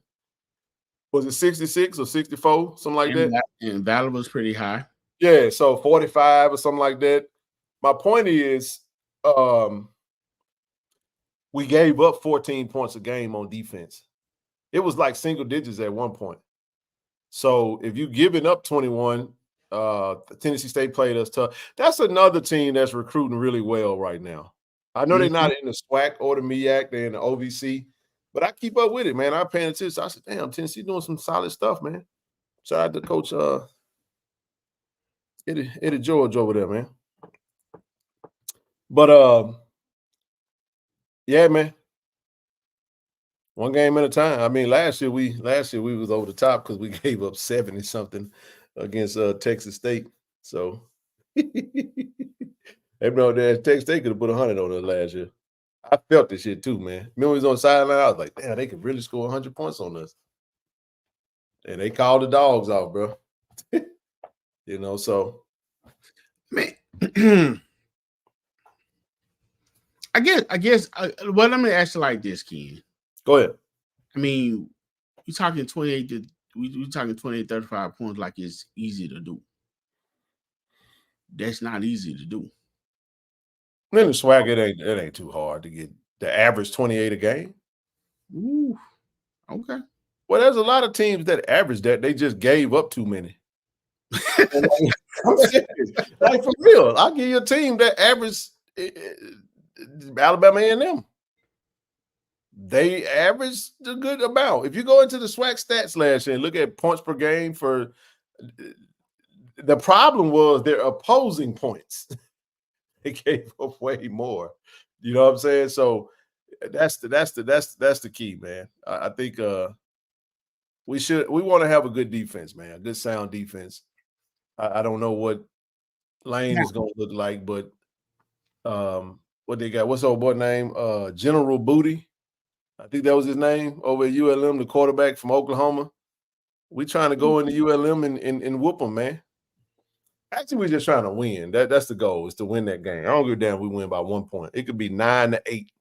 Like it could be a TD, it could be 3-2. Safety and a field goal, dog. I'll be fine with it. I've been in one of those games before. Oh, yeah? Yeah, rainy, man. Rainy. Man, look, 3-0. I'm with it. Has a game ever ended in 2-0? Not that I'm aware of. I mean, that'd be 2 safety. Okay. Cardinal word. Now that damn 2022 season, oh my gosh, bro. They had 70 in a couple of them joints, bro. They were averaging like 50 points per game that year. That's what I'm saying right though. Blue on me. Yeah. I just saying in general. I mean, because if you're saying every game you hit the 28-point clip or above, that's different than your average. Yeah. I think PC is saying that's what he was saying, though. Like, look, every game we should be putting up 28 points or better. That's a good goal. And if you got some defense with that, then you definitely in there. You definitely in there. I mean, too many times I've seen the score, 21-28-3, and then you end up losing 30-28. Seen that too many times. So yeah, as long as you got some defense in with that, that's cool. So FCS special teams, I ain't gonna necessarily agree with that. I ain't just special teams, man. It ain't just special teams. I get the premise of your point, though. I get your point. I'm just not gonna say this mainly. Special teams is critical, though. Kicking is critical. We lost the special teams battle in both Celebration Bowls. Special teams was the X factor. Y'all remember that? Remember that Coach Buddy Pugh flipped the field. He kept flipping the field. He took Zay Bolden out of the game, wouldn't let us return anything, and basically made the offense play basically the whole game. Like, look, your special teams ain't gonna do nothing. And then in the next game, that fake punt hurt us, bro. North Carolina Central caught us off guard. It was a good strategy. That was a hell of a game, by the way, man. That was a hell of a game. We just came out on the short end of that. Hey, man, I think it definitely always begin, with the trenches play. I know I guess you're talking about special team when it come down to skills, as far as like ULM, they had that field goal kicker. They can kick the ball from midfield and put points on the board. But that ULM was an FBS school, though. Yeah. But he talking about, like, we ain't played no PWI FCS programs since Campbell. And what happened to that coach? Stepped away. I mean, I know what he's doing. Yeah. I ain't no telling where he's at or what he's gonna do. I liked him, Coach Mike Mentor. Yeah. Campbell's still recruiting pretty well, man. They got a couple of players that we wanted. Mm-hmm. A couple of them, D lineman and O lineman. Thought we had a really good chance with, and turned out to be otherwise, bro. So, hey, but it's recruiting. You gotta keep at it, though. And right. You keep going at it until you get what you what you're looking for. But I think the recruit at this point, I think if anything, we had some offers out there. I don't know if something comes positional coach in the NFL. Speaking of NFL, man, shout out to Coach Callie James. Callie James been out there with the Pittsburgh Steelers, man. Really? Yeah, man. He had been out there putting that work in with the team. That's great, man. I mean, they had an NFL pedigree. I was talking to Josh today. Josh was like, man, Coach Callie, when he came in, the first thing he told him, man, it's finna get real now. He said, real. He's like, man, it's the first thing he said to the team, D-line, to his position group. And he just talked about, the preparation and even the mindset of the D coordinator. Man, y'all got to catch that interview. That interview was great. He didn't give away too much, but he basically commended Coach Quinn's mind for the game and how he liked to approach the game. Coach Callie James is in his mindset. I think we're gonna be pretty damn good this year. Don't know what the wins and losses is gonna look like, but I like our chances, man. Right. We got to go prepare and just go lace them up, see what happens, bro. I thought the coaches did enough to put themselves in a position to have what they need to try to win every game. It's gonna come down to who wants it the most and who prepares the best, man. Best game plan, the best coaches that can adjust, and we'll find that out soon. We got about 3 months to go. I remember Beamer Ball, Virginia Tech, his special teams kept Virginia Tech competitive against. Yep. Hey, man, that's what you do. I damn sure don't want to see what I saw last year because we was atrocious in special teams. I mean, but a lot of those hoes been filled now, right? Yeah. I still can't, that lost to FAMU in Miami where we just, first damn kickoff, we go straight back for a touchdown. Then when we getting ready, TD, we drive down the field, getting ready to kick a field goal, the ball snapped over his head. You know what I'm saying? Like special teams blunders, man. Right. After that, I wouldn't have kicked that son bitch to that. I wouldn't have kicked it to him again. I would have had y'all go get that bitch to 35 every time. I kick it out of bounds. Remember that game we was watching? We was like, bro, just kick the ball out of bounds. like I said, at this point, can anybody on special team make a tackle? That's how it felt last year. Last year was brutal, man, in certain instances. And Coach TC, I watched the interview with Why Willie podcast. Man, that was awesome. Coach did a really good job of that, man. But for him to come out of that thing 7-4, man, we lost a kicker. Like shout out to Leilani, man. Both our kickers went down, bro. Kicker and the punter got hurt, and the damn long snap. It was crazy, man. It was a weird year, but to get through all of that and still have a winning record, man, was dope. With a chance to potentially get to the playoffs still. Everybody saying great show, great interview. I was talking about the interview with Willie. Oh yeah, it was, man. That was, bro. That was, man. I enjoyed. They asked a lot of great questions. Murphy's Law season. What do you mean by that? I'm not even gonna sit up here and pretend to be into. I gotta Google that. What the hell does Murphy's Law mean? I forgot. Let me see. I knew what that meant at one point in time, but in my brain just don't retain it right now. I ain't that smart. Murphy's Law means anything that can go wrong. That is absolutely correct. They damn right it was shit.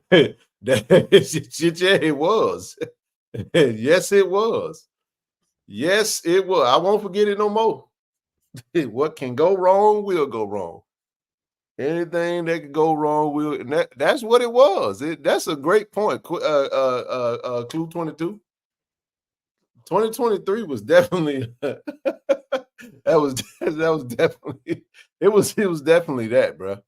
I ain't BSing, man. Some stuff I don't ever want to experience again. But we got through it. I'm glad that storm was over, not having a kicker. Hey, man, that was so rough, bro. Oh, my goodness. Weather the storm, though, man. So now's the new day. Looking forward to it. It is, man. We're gonna as the season get ready to approach, man, we're gonna start to do a roster breakdown. We got to get everybody in the building first. You know what I'm looking forward to, TD? We got some talent that's gonna be on campus next week, man.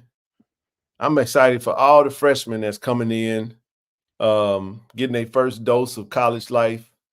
You know, shout out to Kobe, Travis Terrell, Kobe Boykin, Brandon Mitchell, Mason Barton, Bam Williams.